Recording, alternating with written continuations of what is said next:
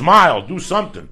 What the fuck, Lisa? Where you been all weekend? I was in Florida all weekend. Getting ready to fucking die down there. Tell me you can't smell fucking caskets of death and shit. Oh, one of my dad's friends passed away when we were there, but the worst, I mean, not the worst, but it's hot in L.A. I walked out of the airport in Fort Lauderdale, and I was sweating. You almost died. Oh, yeah. That hot air goes into your fucking lungs. You see the fucking lizards. I forgot about that. Oh, the lizards. All those fucking... Where'd you sleep, on the couch? Yeah, no, my dad gave me his bed. Did he really? Yeah, fucking, yeah. I saw the guy had a great Father's Day down there.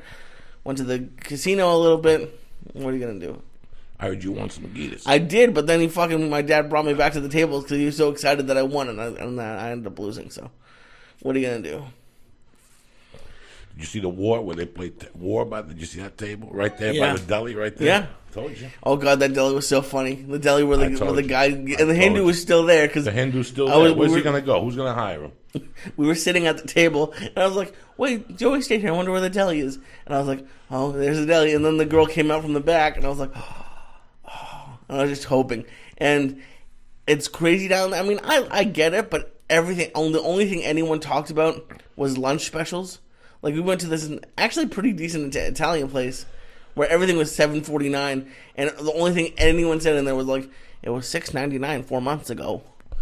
It's $6.99. It's Monday, baby. We're going deep. I want you to blow a fucking cloud for the people at home. None of these bullshit little. And then we got the fucking. Oh shit! The Green Hornet of death. It's Monday. Are you fucking kidding me or what, Lee Syatt? You got to wiggle. You got to get back into fucking L.A. shape. You know what I'm saying? You've been gone for a few days. You're like fucking Tommy in Goodfellas. You've been gone for a few years. Nobody went up and told you. Take another one. What? You can't walk on one leg. You're a savage of death. It's fucking Monday. I'm loving this shit today. Long Island was great, bro. Really? That's why I play. Yeah. Listen, Long Island's the only club I do twice a year. Keep puffing. Don't look at me, cocksucker. Keep puffing, cocksucker. This is Bob Marley Day. Every day's a different day here. Look at this shit. We ain't saving nothing. You want a half? What do you want today? You want to go deep into the hemispheres? Can I have a quarter? Is that cool? Quarter? Yeah, man. Or maybe whatever. I mean, I don't know. A half. I got Steve Simone after this. You want this much? Sure. Why not? Oh shit! Lee's going deep today. It's Monday. I'm all good.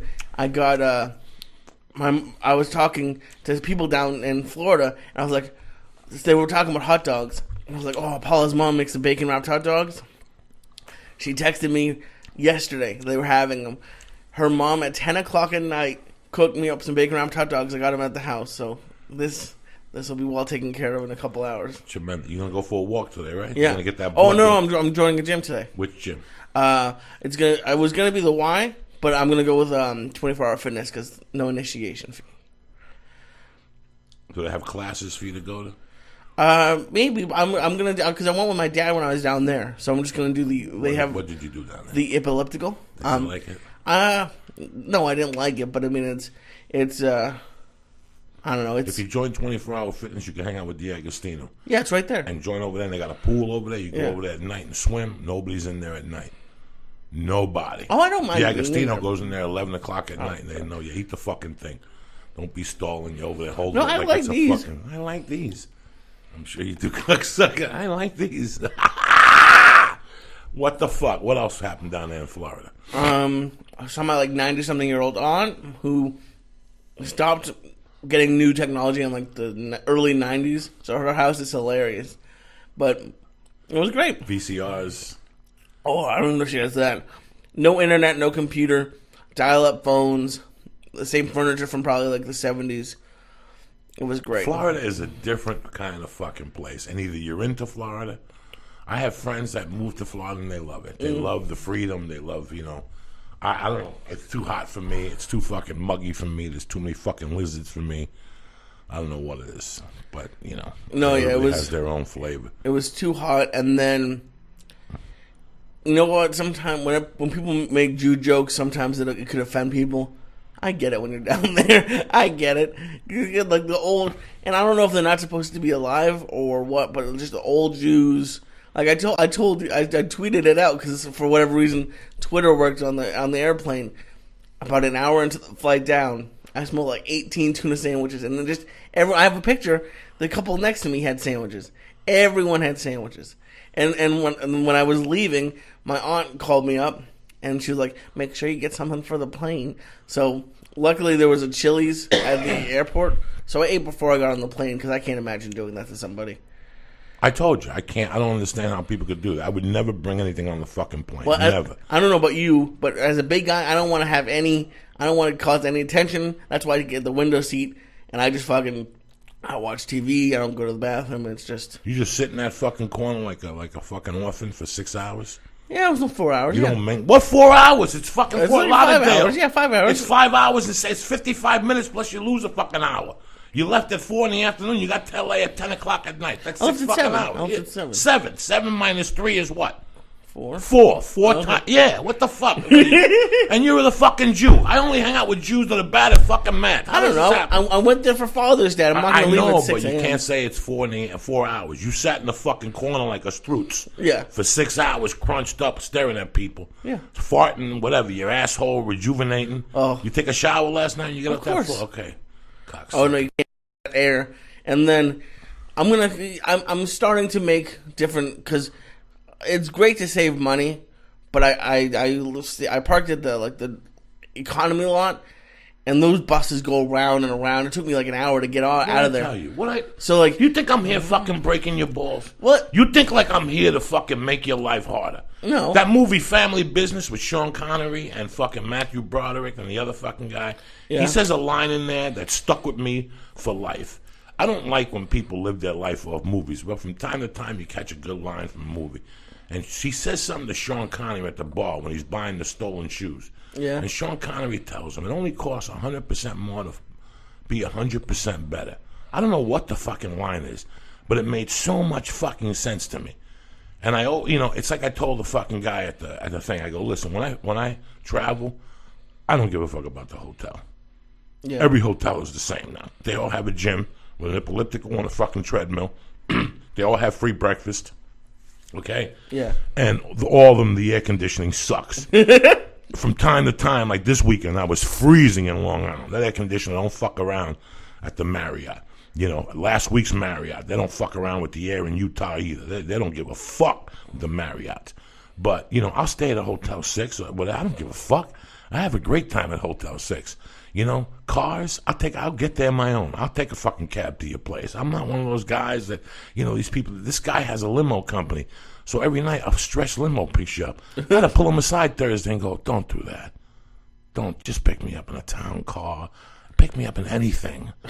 Anything. But a stretch limo by yourself? Yeah, but I'm like sitting there like an asshole, like I'm Joey Bananas. Like, I need that shit. And I mean, these things are huge. They got the bar and the spinning ball in the middle. I was going to say with a light. Yeah, this is for fucking cheesy fucking proms and shit. I don't want to fucking be in one of those things. Not at all. Even if I was fucking Joey Bananas, I wouldn't drive in one of those fucking things. It's against who the fuck I am, But one thing, man, when I fly, I don't want to fuck around.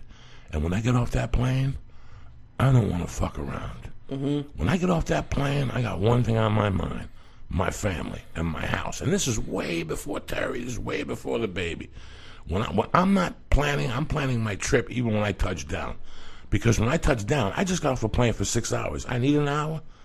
I need to wait another hour. Then I'm going to get on the 405, and that's no joke at night either. Right. It's always something. I don't have 2 hours, an hour. I remember I remember going to Florida and getting back into town at 4 in the afternoon. To save what? You're getting off a plane at 5 o'clock. Oh, that's the worst. By the time you get your luggage at the 405, and then I got to wait for a shuttle to come pick me up. I got to walk to the middle island and get on a fucking shuttle after I just drove 6 hours in a flight and waited in an airport for an hour and a half. For how much did the whole thing cost you to park there? $50. Okay, for $1.20, I parked at the fucking airport. Yeah. And I was out of there in 3 fucking minutes. 3 minutes, Lee. 3 minutes. I get there early and I park right by the elevator. Oh, I know. Right by you've been there with me. You see it right by the fucking elevator. When I get off that plane, the car is 3 minutes from the fucking elevator. I got it on program because I do not have. I'm 51. I got one foot in the grave with a banana peel, and I'm not going to spend it saving 50 fucking bucks to park. It's just amazing. It's just amazing how they nail you nowadays. But you know what? Either you could go. You know who told me this? Eddie Bravo. Oh yeah. Eddie Bravo used to take the shuttle, the one with the spots on it and shit. Yeah. And he, oh, well, that's even better. The one I took on was like a crappier version. Yeah, and he said one day, he goes, you know what? I finally realized I just park across the street. I don't have time. I don't have fucking time on a Sunday. He goes, and he gets off. Eddie's worse than I am. When he does seminars, he flies back the same day. Oh, shit. Eddie doesn't give a fuck. Eddie's packed to leave from the seminar. He don't want to drink. He don't want to jump up and down. He don't want to smoke dope. So when he comes in, he calls me. And he'll tell me on Saturdays, where are you, dog? I'm home. Fuck, the 405 blows. You know, I'm taking this. So I listen to him. So I know. And he's the one that told me, don't fuck with those buses. Pay a little extra and just go right there. They try to make it seem like it's, oh, there's a shuttle every 3 to 5 minutes. No, there's not. No, there's not. It took me 20 minutes when I got there, but... You really want to get aggravated? Take that fucking bus that picks you up. Oh, I did that once. That's a nightmare. Yeah. And the way home, you're always the last one. Yeah. You're always the last one. But if you go to Van Nuys Airport, the bus station there... No, that's what I did. That's the good one. Oh, on the way down it was it's good. It's really good. On the way up, I hated it because it goes around to each terminal.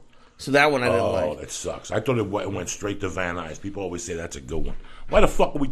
I'm just... Listen, man, when it comes to traveling... This Gumi's kicking in. Just email me. I'll save you fucking 10 fucking hours of fucking aggravation. I'll save you a bunch of fucking aggravation. You should start a comedian travel agency. It would actually be pretty great. Like comedians on the phone during the day. They're not going to listen. They're not going to listen to you. They're not going to say, well, I'm going to pay the extra 20 because they don't get it. Nobody gets why you don't work on a Sunday. Nobody gets. I don't do it for religious purposes. I don't do it for any of those purposes. Oh, no, I'm saying you have comedians working the phones. Oh, yeah. Like people who actually travel. And what are they going to say, though? And people could call them up. I mean, you could bring back travel agents. They could call it up, and it would be you, and someone would be calling from L.A. Like, listen, spend an extra $100. You're going to get there at 6 in the morning. I know that's early. Fuck it. Okay. Fuck it. But you're there. You're going to get income and stuff like a doctor. You're going to wake up 6 hours before your flight. Listen, you go to AmericanAirlines.com right now. If you're watching this, go to AmericanAirlines.com and book the fucking flight one way, Kennedy to fucking LAX, and look at the flights and look at the prices of the flight. There's a 545 or a 445. It's usually $60 cheaper, $70 cheaper, $80 cheaper. But you're out of there 545. That means you got to get to the airport at 445, which me and Lee did. Yeah, we took that motherfucking flight once. We don't fuck around, and you get here at 9. Perfect. By the time you get your luggage, the 405 is winding down, especially going up the hill, back to where we're going. Those are perfect. And look at the price of the ticket. And you still got your whole day. Listen, I went to the park yesterday. I went to some fucking yoga thing with my wife. I went to a different swimming thing to sign up. They drove around. I had a whole day. I got off the plane at 9:55. By 10:10, I was in my fucking car, Lee, with my luggage. Yeah, that's how you got to do it. Are you fucking kidding me? In my car by fucking, I think I got, and it takes me 25 minutes now to get home. 25 fucking minutes to get home. They added an HOV lane. What's that? They added an HOV lane. Yeah. But anyways, how was Father's Day? Father's Day is like any other fucking day. No, I had a good day with them. That's what I'm saying. I had a great day with them, and I always try to get back to have that day. I never understood spending half the day someplace else and breaking it up, and I got to look at your clock, and you really can't get involved into anything. What would have happened? Yesterday was a day it made sense for you to win. I could see you up $10,000 when an hour to get on the flight going, now I got to get on this fucking flight. You know what I'm saying? Yeah. That's when it happens. Now you don't want to get on the fucking flight. So that's what I'm saying. You're always at two places. Father's Day was fucking great. Long Island, I tell you something. The people, that's the only club I go to twice a year. And there's a reason. It's still the East Coast, but I'm away from New York City. I'm away from fucking Jersey, but I'm still on the East Coast. I thought Long Island was close to New York City. It's New York. It's 45 minutes on paper. Okay. But with the traffic now and the amount of cars and the LIE and all that bullshit, it's a fucking hour and a half. So it's perfect. You're away from there. You know what I'm saying? Long Island's on its own fucking planet. Mm-hmm. And the food was great. The people... You know, man, in Long Island, they keep coming back. It's the same people. We meet outside and we talk and we hung.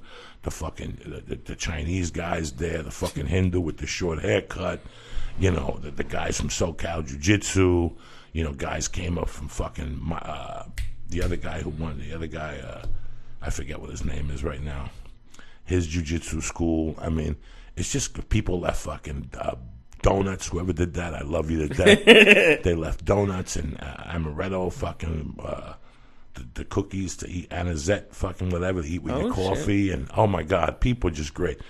Lou Greco brought me the cover to Black Sabbath, the first album. He didn't put the album in there, cocksucker, but him and his buddy gave me a T-shirt from his band. Lady J came. I heard. You know, Dan Sarazulo came, the jiu-jitsu dude. I mean, just a lot of people come and we talk. The highlight of my weekend had to be, I had this friend growing up. I had this really dear girl. My mother died at 3 in the morning. I went to eat breakfast. I got back to my house by 7:38. By 9 o'clock, the phone was ringing. There was this girl named Regina Gordon. Regina Gordon's mom had died maybe 2 or 3 years earlier. She was living with relatives now in North Bergen, and she was dating a good friend of mine.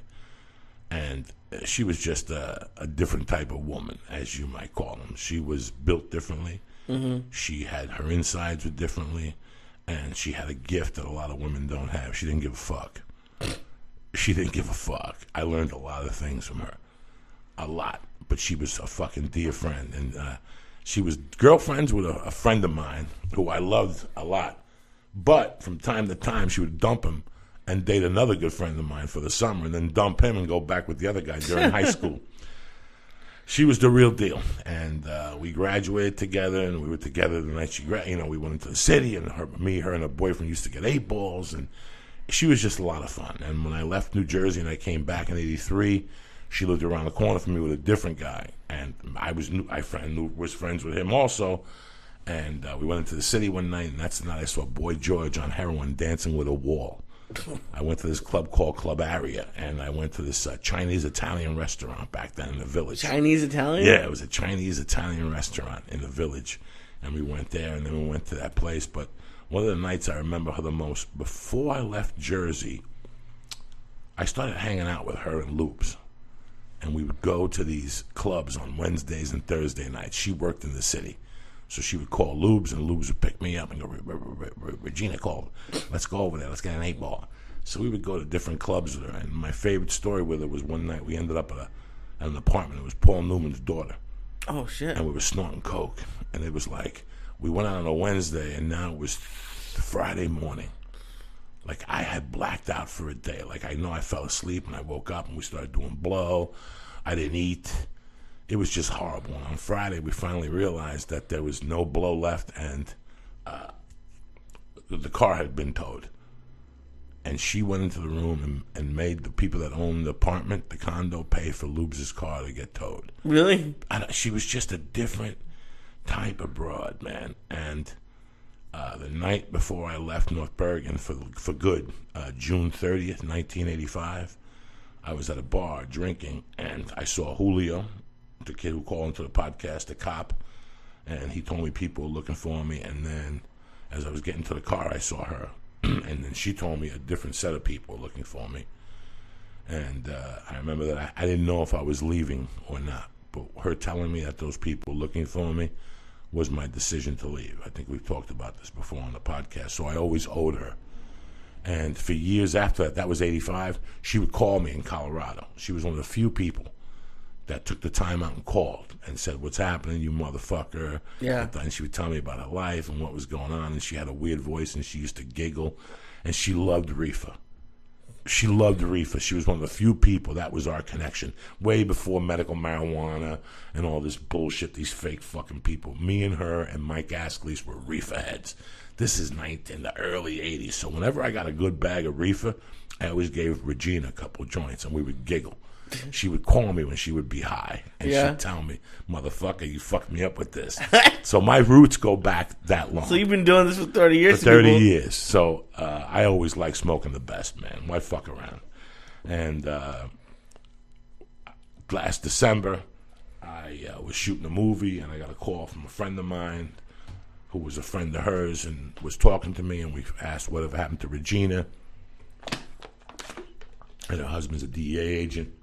And an hour later, a girl called me back and said she died. It doesn't say from what, blah, blah, blah, blah, blah. So she goes, she has a son and a daughter. So I went on Facebook. She went on Facebook and told me the son's name, and I reached out. And we spoke a little bit on Facebook.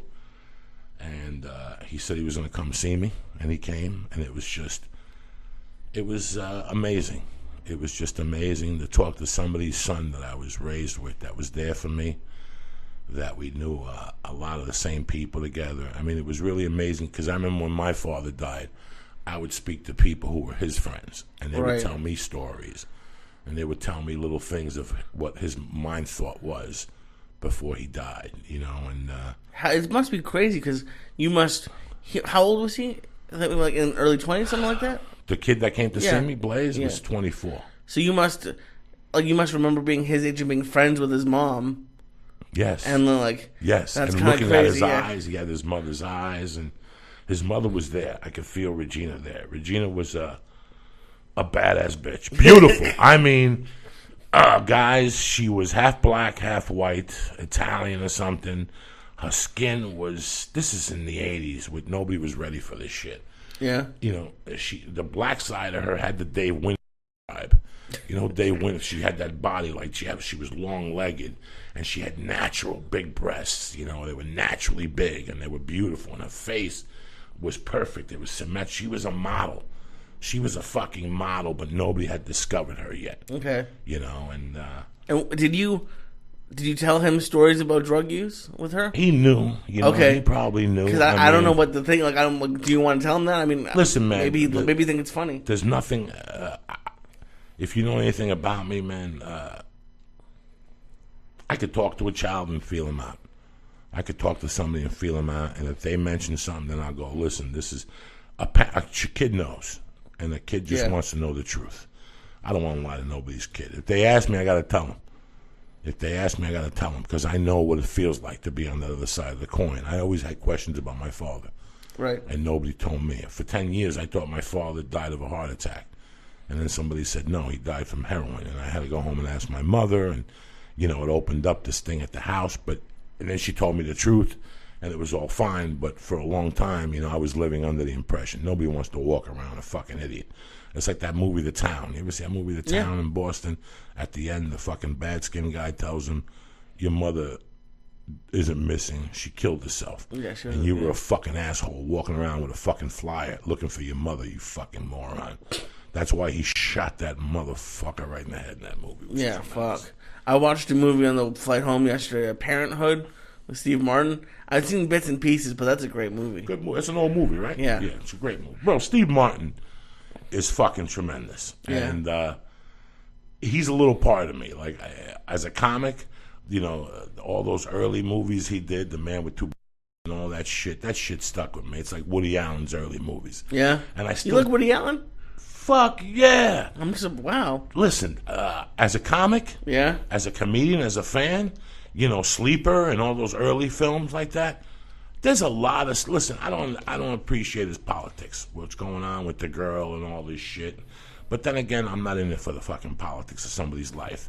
You know, God knows the things I've done, and you people fucking hang out with me. I've never hung out with a 12-year-old girl, though, and told her she was my daughter. Now she became my wife. But you understand what I'm trying to say to you. As far as comedy and directing comedy and somebody who knows the ins and outs of comedy, he knows it. He knows it. Watch his fucking movies. He's done something like 40 movies. Yeah, and listen, man, people sit there and they can't wait to fucking criticize you. Right. But if you do movies, 10 of them got to be bad. Oh, at 10 least. of them got to be fucking bad. Especially if the studios get involved, whatever the fuck. But he made some good movies when movies were movies, so I ain't got Annie Hall's. I haven't seen many of his, but of the ones that I've seen, Annie Hall's my favorite. Annie Hall's fucking great. Sleeper is great. Bullets Over Broadway. I think that's Neil Simon. I don't think that's Woody Allen. Who the fuck knows?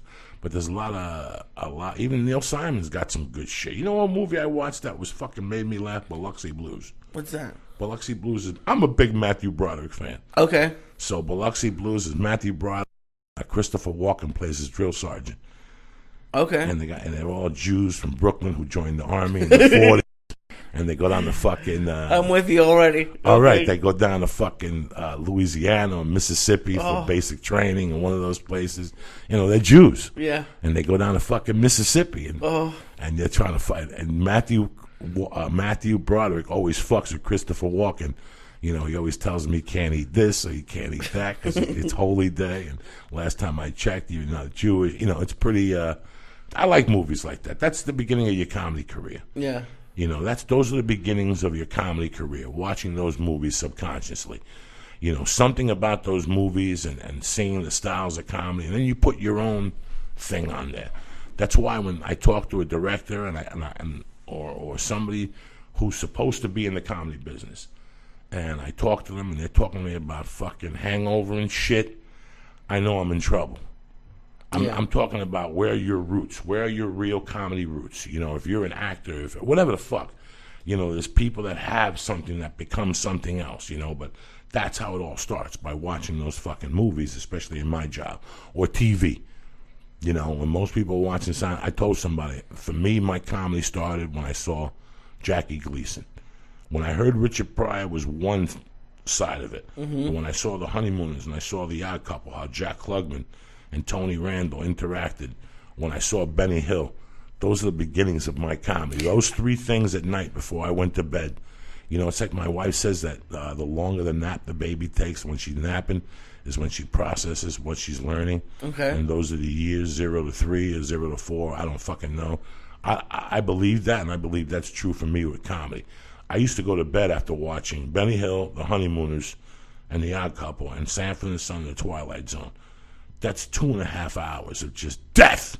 Yeah. And closing out with The Twilight Zone to scare the shit out of my comedy, to really add fucking fear. So it affected me. You know what I'm saying? It's who the fuck I am. That's the roots of my comedy. Richard Pryor's down there, George Carlin's down there, and then you have those movies. The Man with Two Heads. You have those Steve Martin movies, the Woody Allen movies, Blazing Saddles. Those are your comedy fucking chops. Yeah. Those are your comedy chops, man. And you don't know it till you catch yourself doing something. You're like, oh, I got that timing from fucking Blazing Saddles when the black guy ran in. Yeah. Do you do that? Yes, I do it. For people, I can't watch reality TV because I start breaking down what they're doing. Do you ever look at your jokes, be like, okay, this is Blazing Saddles, this is a Woody Allen thing? Absolutely. Yeah? I can hear musicians. When you hear Black Hole, I swear to God, I know from listening to Chris Cornell that he was a Beatle fan. I don't know why. And then years later, I saw an interview. It said Chris Cornell, Soundgarden, and the Beatles. And I dug into it, and it's why. If you listen to Black Hole Sun, if you listen to Blow Up the Outside World, that's the Beatles, baby. When he's singing nothing, trying to tell me something. That's John Lennon, motherfucker. Don't let the world bring you down. That's John Lennon. Yeah. That's so comics have the same. Yeah. They must. It's very weird when you hear a musician and he's telling you his roots and you're fucking getting blown away. When I watched that thing about the documentary about Lemmy, and he's talking about these American black bands, that those, like Jerry Lee, not Jerry Lee, but the guy that played the guitar, I forget what his fucking name is, with the one leg up, that he used to show up with an empty suitcase and you had to pay him in cash and shit. I forget what his fucking, I'm high this morning. How you doing? Me too. I'm pretty fucking high. Those are those people's roots. Everybody has roots. And from those roots, you become something else. You take it and run with the ball. Okay. It's like Eddie Bravo did with jiu-jitsu. His teacher was John Jock. But he would go home at night and go, oh, my God, I can make this move that much better. That's all we're doing. I don't know if I'm doing that with my comedy. I know I'm not.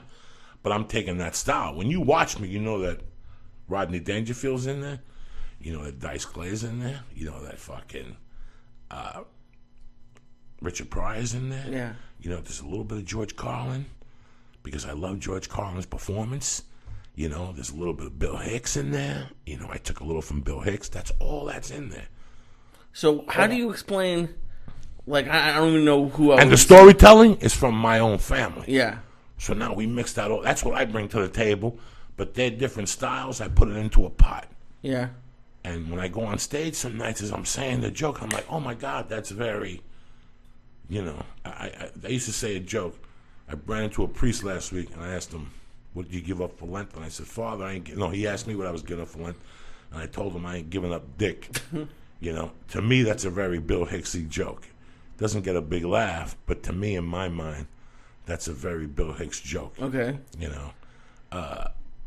So how do you explain, I don't even know who I would say, but and Red Fox. Okay. I loved Red Fox. Red Fox talks about eating pussy and eating nasty ass and pussy tasted like, a fucking vinegar cookie. And all that shit. That's Red Fox. I got that influence from Red Fox. So you got 9 people that you're not emulating. You just admire, and you're taking your impersonation of them and you're interpreting it in your words. I'm not stealing their charisma. Right. I'm not stealing their persona, and I'm definitely not stealing their jokes. I'm learning from their essence. And that's how I'm getting better. When you go work as a roofer, when I would work as a roofer, I worked with 2 crews before I became an estimator. I worked with the Joe King crew, and I worked with the Tom King crew. And they were both tremendous roofers, but they did things their own way, and they were both the right way. Do you follow what I'm saying to you? Yeah. So when one guy wrapped a pipe on a roof, when you see a roof, some roofs are flat and you could just roll the roll out and blow torch it. Okay. But then you get to a fucking air conditioning vent or a unit, and you got to do that different. Tom King did that a lot different than Joe King, but they were both right. Okay. The interpretation was both right. So it carries over even to the trades with plumbing and bricklaying and woodwork. You learn from 2 people. You learn from 3 people. This guy comes from a different crew. He teaches you a different way. It all learns. You figure how to do it, how it works best for you. That's what's great about jiu-jitsu. It has 22,000 different attacks. You figure out what works for you. You know what? You might not be a leg lock guy. You might not be a fucking neck guy.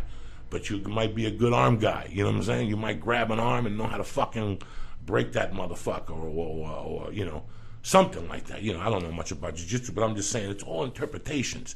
We're all just doing interpretation of what we feel. That's why I always think that when people always say, I'm an artist, they use that word too much, because no matter what the fuck you do, when you're a chef, what the fuck you doing? You give me your masterpiece. When you fucking give me your toilet. When you fix my fucking toilet, you put a new toilet in. You might do something that nobody else does. You might do the caulking different. You might put a rose in there. It's your interpretation. That's why this whole thing is so fucking beautiful. I love it. I love it. What we're doing right now with this podcasting thing, I don't know. I don't know what the fuck we're doing. We're doing half radio. We're doing things that we've heard on the radio and things that we've just done on our own. We're just talking. Right. That's it. Years from now, somebody will go, you know what? When I do a podcast, I want to do it half like Adam Carolla does it and half like Joe Rogan does it. You follow me? Right. So it's we all learn from each other here. It's one big fucking learning family, like a big daycare, cocksuckers. When do I fly anywhere? Oh my god. That's why you look like a fucking mortovan today. Look at your eyes are tied. You look like my eyes are closed Taliban. because you just gave me 100 milligrams of fucking. 100 milligrams. What? I gave you fucking 30 milligrams. No, it's just 270. Every time I see you, add numbers to it. No, look at it's the 70 package. fucking milligrams. All right, it's 70 fucking milligrams of indica. It's 220. This is the deca. This is the singular dose. This ain't the 220 dose. Get it together. Why would I do something like that on a Monday morning, Dave? Because you like it. It was funny at the weed store we went to. You walk in, and did you ever see that Michael Jackson documentary before he died, where he was just like, I want that and I want that? You were sitting there, you were like, give me 8 of those, 4 of those, and the guy just I was like, holy shit. We don't fuck around. No. Why am I going to go to a weed store? Hey, I like to see what's the special today. Let me get some of that weed. No, you go right to the big fucking jar and you go, is this what's killing motherfuckers? Yes, it is. Give me fucking a bag of that. I didn't get no weed, right? We got No, a you tube. didn't get weed, but you got tubes and I got cookies. tubes. I got cookies. I got fucking. I got tubes, cookies. I got a bunch of gummy bears. Oh, on the way down Yeah. to fucking Long Island, Oof. I was fucked up. Yeah, I don't like on the flights. I was fucked up. I ate a cookie. I think I ate a half a cookie. Yes, I ate a half a cookie. On the way down or on the something? way in the car. And by the time I was going through security, I was already feeling the tingles going up and down my fucking spine, Jack. And I was giggly, at security. Like when I took my belt off, I thought I was Zorro or some shit. Like I was going to whip a bitch. And, oh my God, it was horrible. I did not eat at the airport. They have a good breakfast on there. They give you like a little fruit platter. They give you these 2 fucking little pancakes with butter on them. A fruit platter with tangerines, mango, pineapple. They give you a little cup of yogurt. It was tremendous. I ate that. I was farting by myself. I didn't watch no movies. I got on the computer. I wrote a little bit. I fucking listened to some good music. My wife put some missing persons albums on my fucking iPod, and that's it. I just kicked back. I tried to write some jokes. My joke writing is horrendously bad. I couldn't put nothing together. But you know what? Sometimes you just sit there and just putting that effort in. We got called. Oh shit! Oh shit! Good morning. Good morning, sir. How are you, my brother? Another day, man. I hear you. Before anything, I want to congratulate you. You know, that was tremendous, your last outing. But I wanted to give you a chance to breathe before I bothered you to call in. So I wanted to congratulate you. No problem. Thanks a lot. You were fucking beautiful, you know, and I'm not taking nothing away from Eric Silva. As you said yourself, you had to hit him with the fucking kitchen sink that night. But you were hey, that's a fact. You were fucking beautiful, bro. And you're just getting better and better, man. You're more of a savage every time I see you. What's happening? Not much, man. Just getting ready to head to the gym. Pretty much a normal morning for me. Wake up, make some food, and go to the gym. You got the boys for the summer? Yeah. Well, yeah. I mean, I'm still married to my wife. So No. You done? I mean, are they done with school already? They done? Oh no, they're only 3.5 years old, so they haven't started school yet. Oh, look at you. So you've been having them. It's a lot of fun, huh? Well, yeah, man. I have a blast with them all the time. They're growing up fast, getting smart. There's nothing they love more than the UFC, so they make it a lot of fun. Good for you. You have a good Father's Day with them? Yeah, I did. We just went out to the park.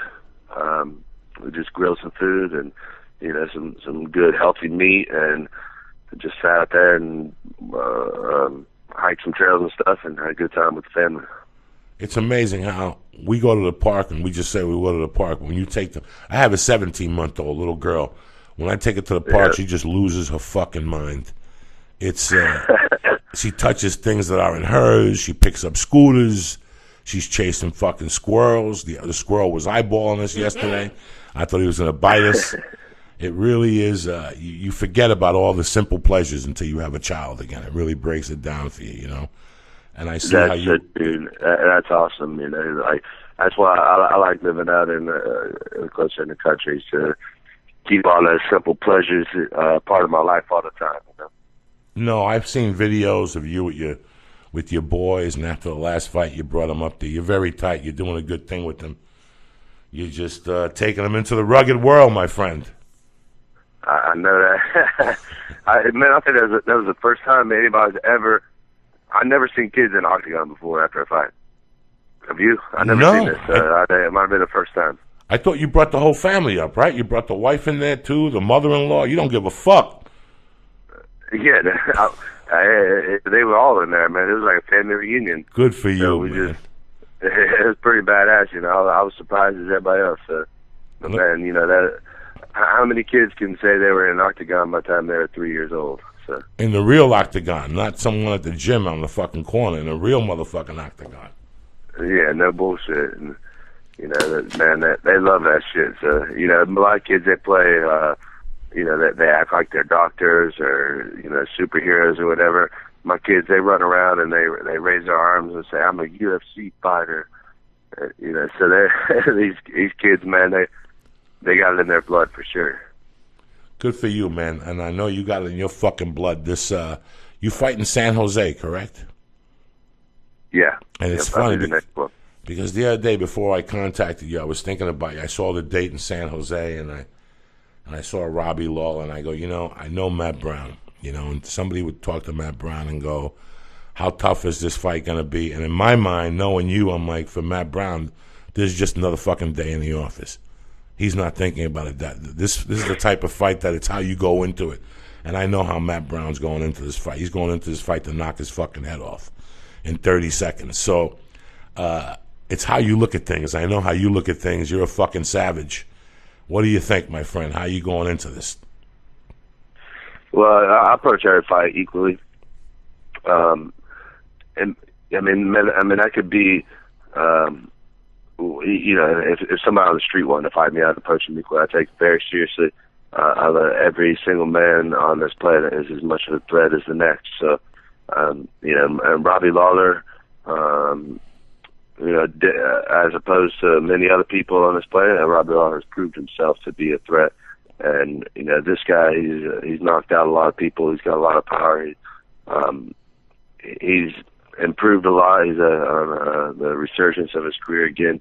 I'm just going to train every day as hard as I possibly can. I'm gonna be the best Matt Brown that I can possibly be, and I think that's going to be enough to beat Robbie Lawler, and that's going to take me to the next level.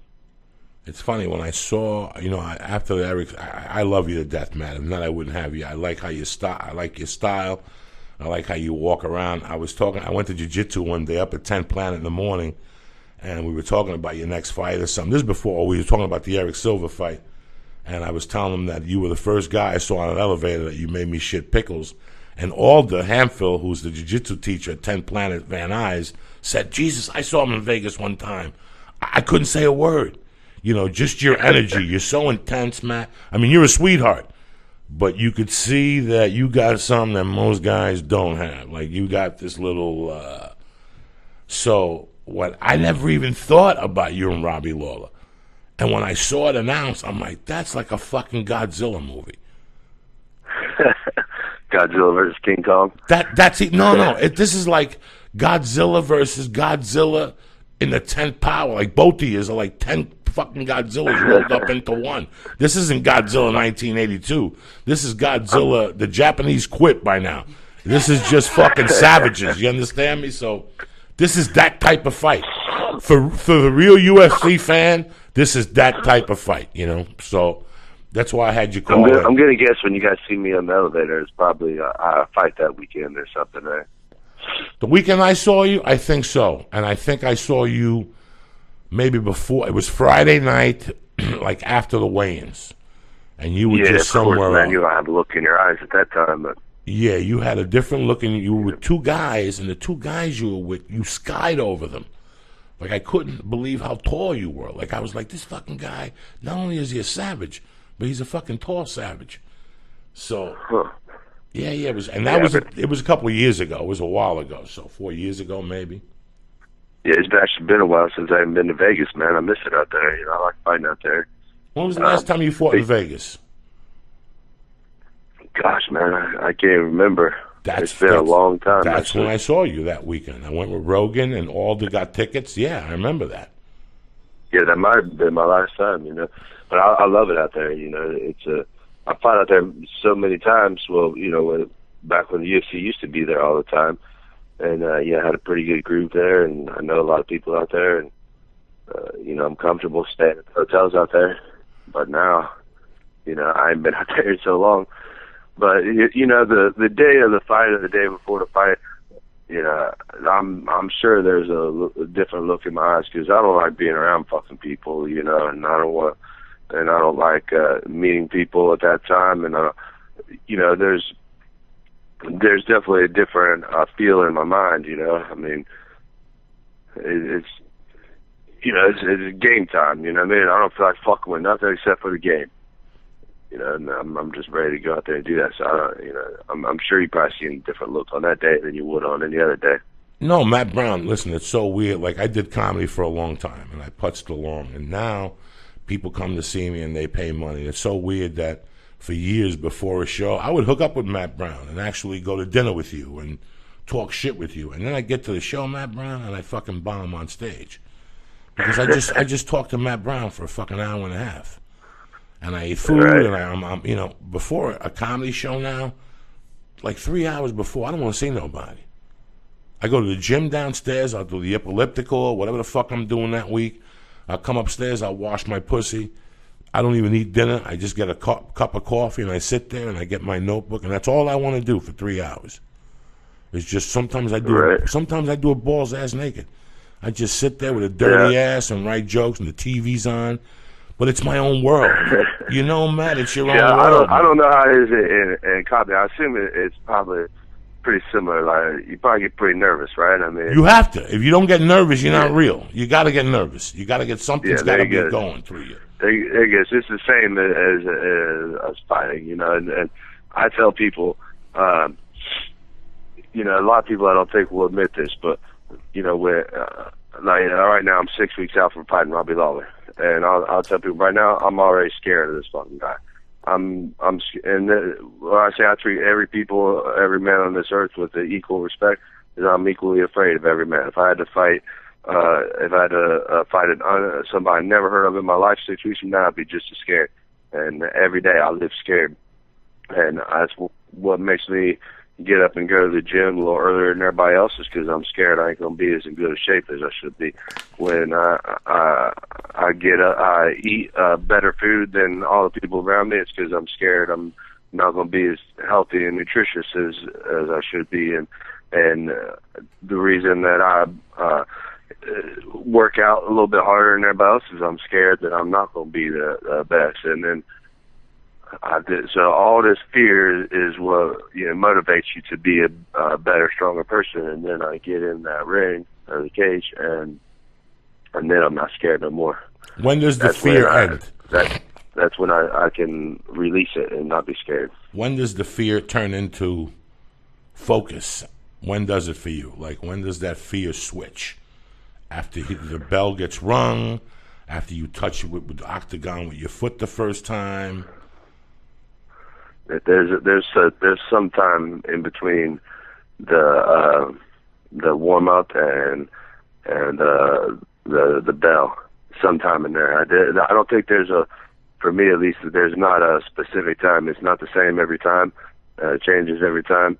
And for me, one of the hardest things that I always struggle with a little bit is I'm a huge music person, and so my walkout song, I've always made it very particular towards what I feel for that fight. Every fight for me has this kind of theme to it and a certain feel, and something that makes me, it's kind of hard to explain, but every fight is sort of a little different of a fight for me. I have a little bit of a different motivation, so I try to put some music that makes it the right way for what I'm feeling for this fight. And a lot of times, if I got the right song and I hear that music the right way, the speakers in the right location, whatever, that's when that focus really kicks in, and I got that right song. For whatever reason, that's a big thing for me. I don't like wearing headphones, so that doesn't really work for me. But if I got that right song, that's what really makes a difference for me. And then sometimes, even if I got the wrong one, sometimes, then it's when I'm the referee patting me down there is the worst time for me always. I hate standing there, someone going through formalities. I fucking hate that bullshit. That's why you see me walk out, I run to the cage every time. I want to get there so fucking bad at that point. I just want to get there. I want to be in that cage, and I want to get this fear out of me. I want to whoop this motherfucker's ass and go home and fuck my wife and eat some steak. God damn, I want to go on stage right now. You just fired me up. It really is. People don't understand. Like, as I'm getting on the flight to go to your town to do comedy, I start getting doubts. Like, first I get doubt. First thing I get is a ton of doubt. I'm not funny. I got no new jokes, even though I wrote every fucking day before I got there. Right. And then when I get there, I'm fine, and I say it's going to be okay. But like 3 hours before the show, I got to piss. 3 hours before the show, I don't feel good. My body and my mind go through anything that they could to scare the shit out of me. And then at one point, I just start hearing Whipping Post. Once I hear Whipping Post by the Allman Brothers in my head, you're fucking done. You're fucking done. Like a half hour before I walk down to the hotel, as I'm washing my fucking cock, I'm in the shower, I could hear Whipping Post, and I could hear Dwayne Allman's voice, or whoever the fuck is singing, and that's it. Your history after that. So that fucking does it for you, right? After that, I'm done. Once I get to the comedy club, I can't wait to go on. I got to put up with two guys going up before me, and I love them to death, and they make me laugh, but I'm pacing inside like a fucking animal. And the hotter I get I want people to irritate me before the show. That's my thing. Like, I'm looking for people to ask me stupid questions. I'm looking for people to take out and they play with their cell phones in front of me. I'm looking for somebody to pull out hummus in front of me. Something to take me to the next level in anger. Because basically I go out on that stage and I take it out on them in a funny way. Like that anger becomes energy. And I turn it into this funny energy. So I want to be a little pissed off before I go on stage, Matt Brown. Not a lot pissed off, just a little tad. Like he stepped on my shoe, he spilled coffee on me. Like that type of shit. Right. It doesn't really change anything, but for 10 minutes you're like, you're a fucking idiot. You know that? Why you got to come in here with that Starbucks coffee for? So... No, fear is a motivator. Fucking pacing around. I'm gonna have a hell of a fucking workout today now. That you talk about a little bit pissed off, as what I call putting the radio on the right volume. You know what I mean? If we're driving down the road and I turn that radio all the way to max volume, the speakers get a little bit fuzzy, right? Or they blow the speakers. If I turn that down just a little bit though, then it's loud as a motherfucker and it's clear as a motherfucker. That's why I try to put my volume all the time. Matt Brown, you're a beautiful fucking man. I don't want to take any more of your time. I think I'm going to be in Reno that weekend. If not, I'm going to go up there with Joe and do the show on Friday night and see you do your fucking thing. I'm your number one fan. I wish you all the luck in the world. I love you, Matt. I love what you represent, Matt Brown. I hope you guys make it up there. I know Joe will be there, but I hope you all can make it too. Yeah, I love your heart and your balls and your soul. You're a fucking savage. And I wish you nothing but luck. And I know in my heart you got this, my brother, right? And I know you're representing fucking Columbus, Ohio out there, and I'll see you out there at the Funny Bone. So I don't want to take more of your time. Good luck, man, all right? Thank you very much, sir. Thanks for firing me up. I'm going to go bust out a hard-ass workout now. All right, go get him, baby. All right, good luck. Love you, man. Stay black. All right. You got it. Doug, even UFC fighters get scared. So this is what... I would never think they do. I mean, I guess maybe the first time, but... Fuck! I think about it. When I see them, I go, those guys are going somewhere to punch somebody in the face. Oh.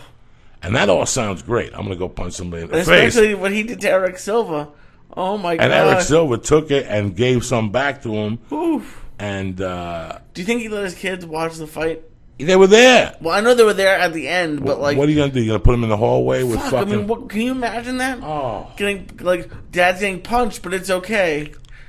But it might not be. Who knows? At 3.5, whatever their age is, what are they processing? Fuck. It's fucking amazing. And to calm them down and to... Listen, man, I love when people talk about the truth. This is why I love when he calls in. Yeah, Matt Brown's great. He just broke it down for you people on a Monday morning, man. We're all fucking scared. And that fear turns into something that's so fucking beautiful once you're doing something. Like, you look at Matt Brown and you don't think fear.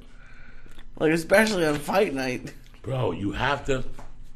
The day I stopped getting nervous, whether it's a set at Flappers or the Ha Ha Cafe, to a set in front of fucking 2,000 people with Joe Rogan or something, or Long Island, or Columbus, or fucking Santa Fe, New Mexico, wherever the fuck it is, I always want to quit.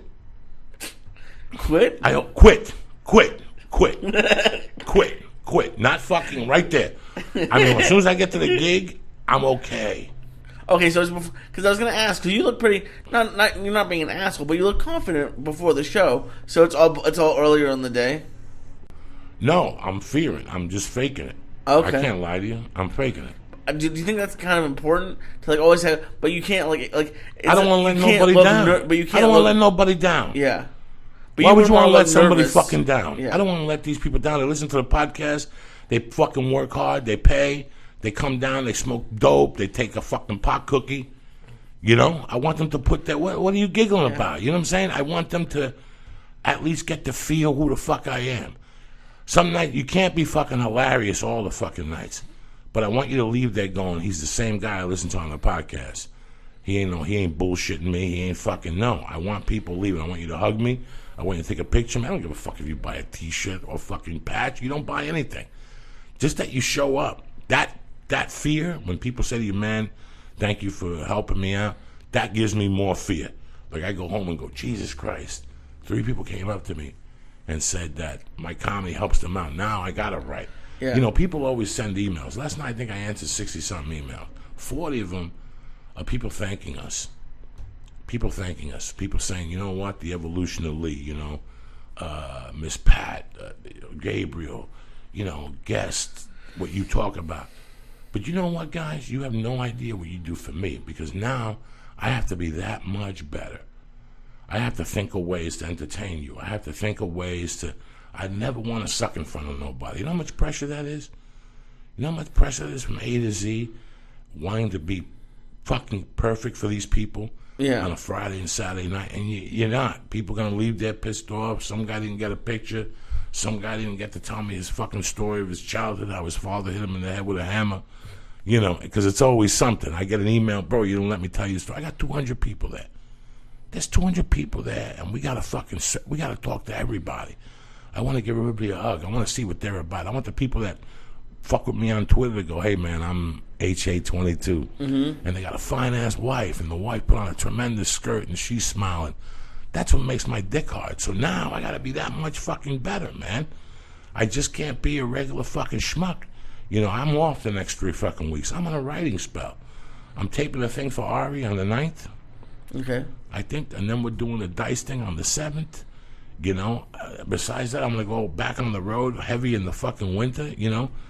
It's not like it used to be that I could just sit there no more. It makes me fucking nervous. But that nervous turns into fear, which makes me fucking better. You know what I'm saying? Yeah. What's up, Lee? Look at the shape of you. Yeah, I'm pretty fucking high. Oh, how are you going to work today? How are you going to do Steve Simone? I don't know. Why do you do this to yourself? It's did you watch the fights on Saturday? No, did you? Yeah, my dad and I, we got the I was working. Yeah. What do you think? I was going to ask him, because I put something up, because the main card, there was the Mighty Mouse fight was cool, but a lot of the fights were a little bit, they didn't have like any like the highlights. They were kind of either draws or one guy just killed someone. And I put on there that the fights were a little bit boring. Like, do you think he even A, thinks a fight could be boring, or B, does he think about that like when he's fighting, like, I want to make this entertaining? You should have asked him. I don't know, I was fucking high. You gotta get it together. Like, what do you think? Like some people were like, yeah, the fights were boring, and some people were like, man, fucking any fight's a fucking I want to go on stage. Fight. I want to go on stage every night. My dream is to go on stage every night, and the first 3 minutes to be very high energy. Okay. 4 or 5 minutes to just sweep them off their feet. I want the energy of the room to change. And then I want to talk to you 15 minutes, and then I want to fuck you up for 20 minutes. That's my plan. Okay. That's my fucking plan. The first 3 minutes, my plan is when I get on stage, I want it to be improvised about the area or about the situation we're in. So we all feeling the same thing. I don't want it to be a fucking joke. I want it to be an observational something that we're all seeing together. Mm-hmm. Because now that all connects us. Bam! That all connects us. And we're all... Anyway, that connects us right there. Mm-hmm. Next thing you know, we talk. We get to know each other. We laugh. Maybe you see my views, whatever. You know. Then we're going to go for 18, 17 minutes, and I want to punch you in the fucking face. Every 22 seconds, I want to punch in the face. With the last minute being 3 knees to your fucking neck to knock you out. That's my plan when I go on stage. Okay. That's my plan. Okay, that's what I want you to... I want you to leave there going, I don't even know what the fuck he said. Something about doing coke with a cat, or something about breaking into somebody's house and eating their... What the fuck was he talking about? That I did my job. That's my goal. And then for you to take a picture of me, and for you to hug me, and for us to laugh, and me to tell you your wife is fucking hot, you're going to go home and choke her, you know, light her pussy hairs on fire, whatever the fuck, we have a minute together. And you get to live it with me, we're all together. That's what I want. Sometimes that doesn't happen. Mm-hmm. Sometimes there's somebody in the room that puts a bad energy on it, they're not laughing, so the tables around them are scared to laugh. You know, my first 3 minutes, I might say fuck too much.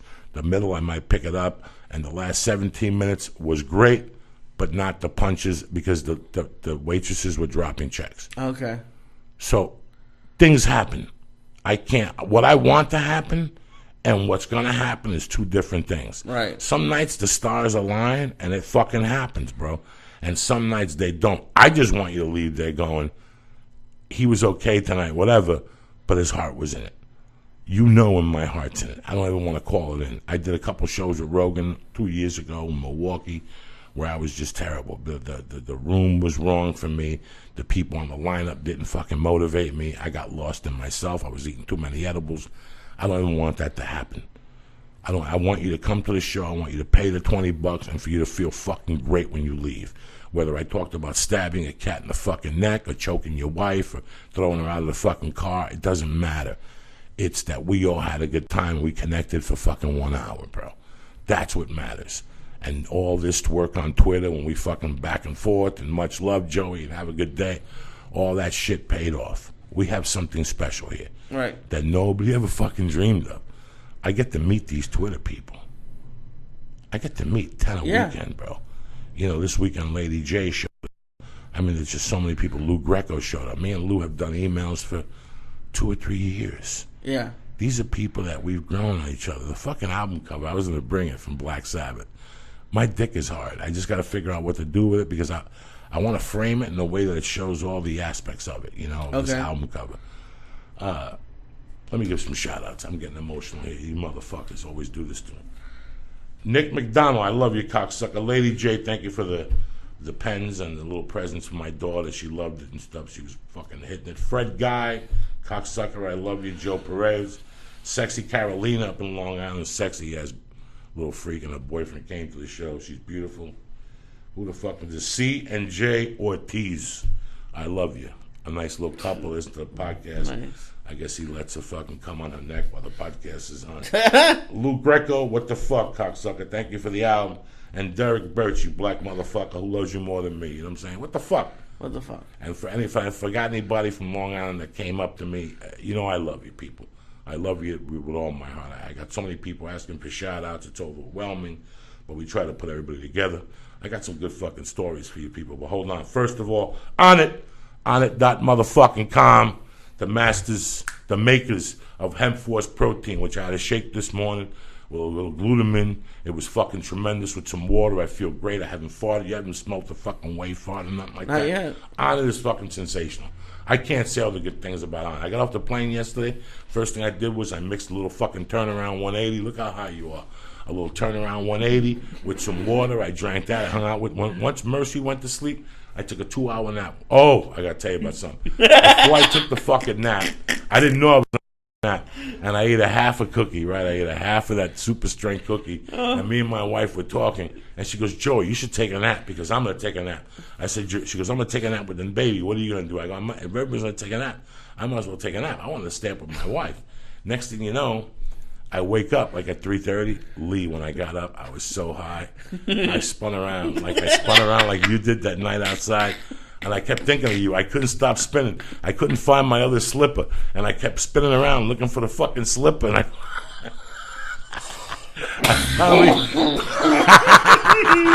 I spun around. I must have spun around, Lee. And then I almost fell. Looking for my fucking robe. And I had to, my wife's like, what are you going to do now? I go, drink coffee because I'm back to ground zero. I had to drink a fucking cup of coffee at 3:30 in the afternoon. I had to get back in the shower, wash my pussy, and I came out. But listen, we were talking about Onnit.com. I'm sorry. Yeah. Onnit for all your fucking needs, whether it's the fucking Hemp Force, whether it's the Strong Bone, whether it's the Shroom Tech Sport, or whether you want to get some ropes. I can't get you the 10% discount for the ropes and the working out stuff. Whenever you use the discount code, use Church. It's for church, CHURCH. If you're going to use the code, it's only for supplements. So always know that up front. I'm not bullshitting nobody. But listen, they also have a program on it, Stay On It, where they mail you your products once a month.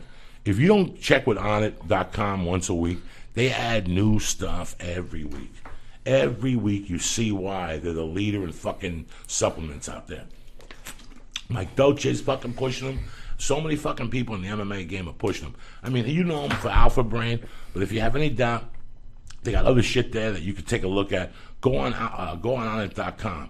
Whether it's the Shroom Tech or the sport has helped me dramatically. I love to tell you that I can't feel the difference, but I do. Sometimes when I work out, I just take a baby aspirin just for my heart. But sometimes I take a baby aspirin and 2 fucking Shroom Tech Sports. It's a complete different fucking world. And you know me a long time, I wouldn't bullshit you. Whether you're taking jiu-jitsu, whether you're going to cross fitness, whether you're jumping up and down, whether you want to fuck the shit out of somebody for 3 hours and you want more oxygen in your blood, give Shroom Tech Sport. I push it constantly because it's helped me tremendously at jiu-jitsu. When I'm a fat fuck, I got no reason to lie to you. Number 2, Hulu Plus. Listen, let me tell you something. HuluPlus.com is fucking tremendous.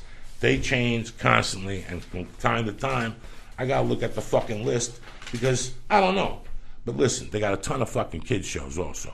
Hulu Plus works if you have kids. I didn't know this. My wife has been using Hulu Plus from fucking Sesame Street. They got a ton, Fraggle Rock. They got a ton of fucking kids shows on there. They got movies. They got TV shows, Modern Family, The Daily Show. If you never watch these shows, you could start now and catch up, and you haven't missed a fucking thing. You understand me? Shark Tank, Grimm, The Originals, The Vampire Diaries, The Goldbergs. You understand? Sam and Cat, Dragon Ball Z. The fucking old school, Law and Order, Nashville, The Cosby Show, fucking Third Rock from the Sun. I mean, I'm not fucking with you people. Give Hulu Plus a try today. Why fuck around? Listen what we're going to do. It's $7.99 a month, but because you're hanging with the church, you get 2 weeks for free on the fucking arm. Free. That's what Hulu.com does. That's what Uncle Joey does for you. Go to joeydiaz.net, get yourself a patch, a t-shirt, a hat, but while you're there, go to the HuluPlus.com box and press what? Press Joey. Joey, Joey. I can see how enthusiastic you are. I forgot which one it was. HuluPlus.com. 2 weeks for free, $7.99 a month. If you see a commercial on TV, what do they tell you? It's $7.99 a month. Fuck all that shit. Press Joey in the box and get 2 weeks on the arm for fucking free. Number 2, I can't tell you enough. Listen, it's after Father's Day. Why fuck around? If you fucked up yesterday, you want to surprise your father, why give him some stupid fucking tie? What are you going to do? Give him a wallet? You're going to take him out to lunch? Hook him up with DollarShaveClub.com. Why fuck around? You don't need no bells and whistles on your razors. Neither does your dad. Who needs a fucking flashlight or a lantern or some fucking squirter for your little asshole? You don't need none of that stuff. Go to fucking DollarShaveClub.com. Why stand online? Why buy fucking junk? Why be a mook and hang out at some fucking pharmacy till midnight because you forgot razors? You don't need that shit. Go to DollarShaveClub.com right now. Right now, today. You can either get the $1, the $6 a month package, or the $9 a month package. $9 a month, you're the top of the line. You get 4 fucking double razors a month. You already got the stick. If you want to order the post-shave fucking lotion or the pre-shave lotion, you get them. They got the fucking shaved milk. It eliminates the fucking ingrown hairs. Plus, they got the one-wipe Charlies for your asshole. That's not included in the $9 program. If you can't afford $9 a month, go with the $6 a month. I'm talking $6 a month for razors. You think I'm bullshitting you? Go yourself. Test out and see how much the price of fucking razors are.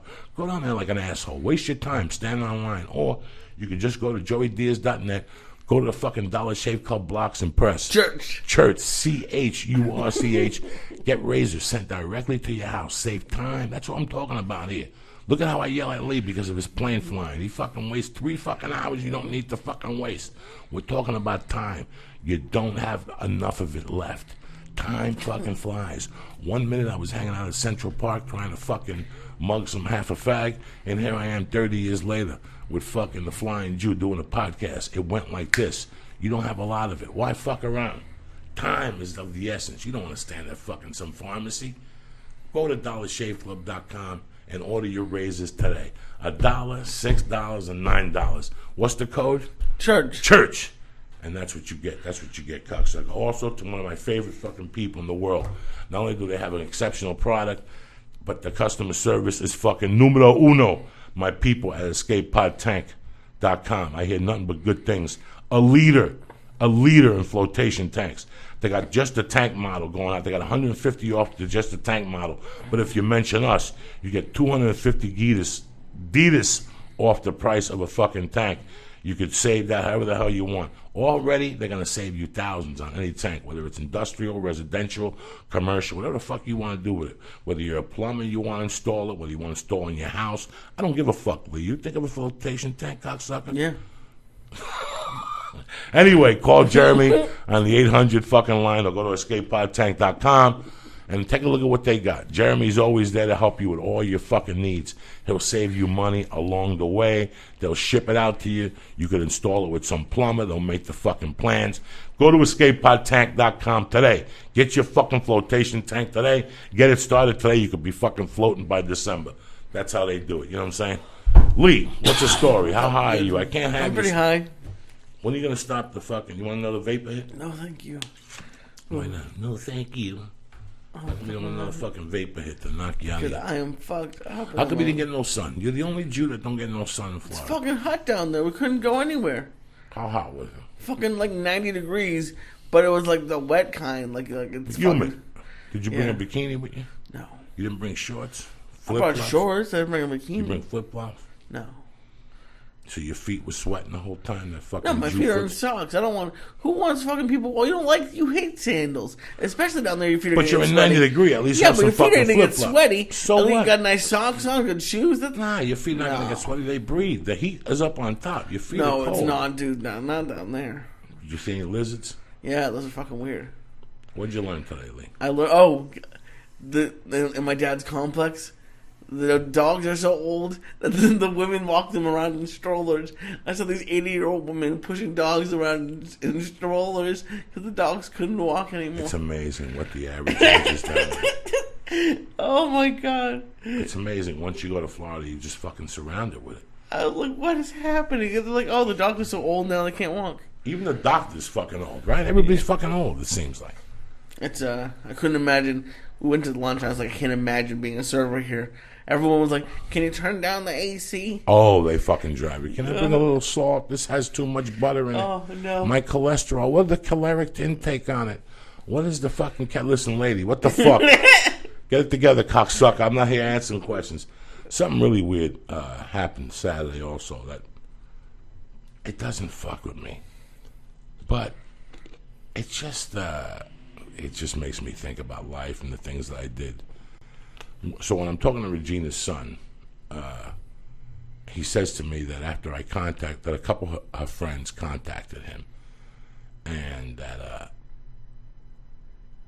one of them, he told the one cousin in particular that he was going to contact me. And the cousin, he goes, what happened between you and her? And I go, I don't know. And he goes, you got to read what she fucking wrote. Oh my God, Lee. She's like, he's an actor comedian. He was a friend of hers, but do not contact him. Do not contact him. He's an awful person. He did terrible things when he was growing up, blah, blah, blah, blah. She goes, I don't know why people even fucking talk to him. You know, and I couldn't believe it. I mean, did it knock me off my feet? No. I know that, listen, going in, I already knew that's how 3/4 of the people I grew up with feel about me. Yeah. 3/4 of them, you know what I'm saying? But when they were snorting coke with me and they were jumping up and down, it was all good. It was years later that they came to a religious awakening. And they said, oh my God, what happened when he was young was fucking horrible. But they didn't take nothing else into it. But you know what? I don't fucking live my life with them, so it really doesn't mean anything to me, you know? But it's amazing what people remember from 30 years ago. And they were never going to give me a chance, you know? There's this charity that contacts me maybe the last 5 years. And it's done out of my hometown. And they always say, hey, we're doing that benefit again this year if you're in town. You know, so they're like, if you're doing a gig locally, you could come on by and do the gig for us. But they always ask, like, are you going to be in locally? So what you're telling me is, so a friend of mine called me, and I think we've discussed this before on the podcast. A friend of mine called me, and she said, look, you would make me look like a star if you showed up to one of these benefits. And I said, I have no reason not going to one of these benefits. But here's my argument, okay? Let's say I go in my pocket, I leave my wife and my kid to get on a plane on a Thursday fucking morning to fly 6 hours. We all know what that's like. Yeah. To go through security, drive 50 minutes and fucking, you know, get up at 3:30 in the morning to get down. You know, I don't fuck around. I get to New York, I got to get a fucking cab.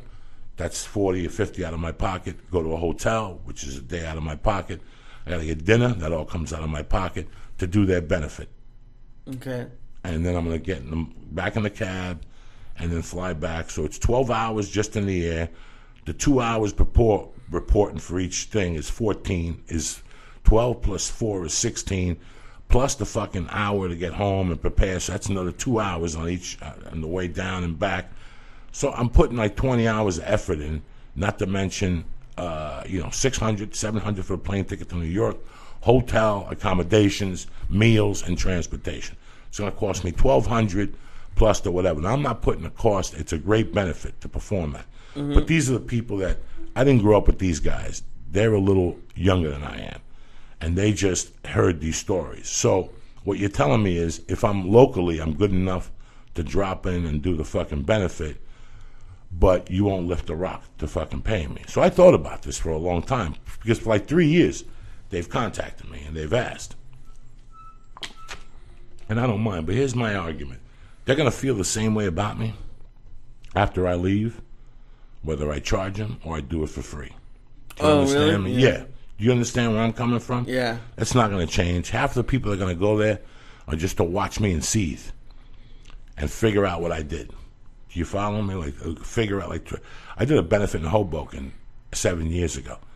And let's say there was 400 people in the room. I knew maybe 100 of them, and 70 of them were there just to cheer me down. Really? Oh, please. I knew it. I knew the reason why they were there. They weren't my friends growing up. Now they show up. They want to shake my hand. They weren't my fucking friends growing up. I knew who my friends were. I remember who at least was there for me halfway, and I remember who shunned me completely. Do you follow what I'm saying to you? Who just shunned me completely. So it was just really weird. So I made this call. So this time they really wanted me to show up because I was there last year at that time. And I didn't know it. I just flew in that Thursday afternoon. I didn't know it. And then that Friday I did Gotham.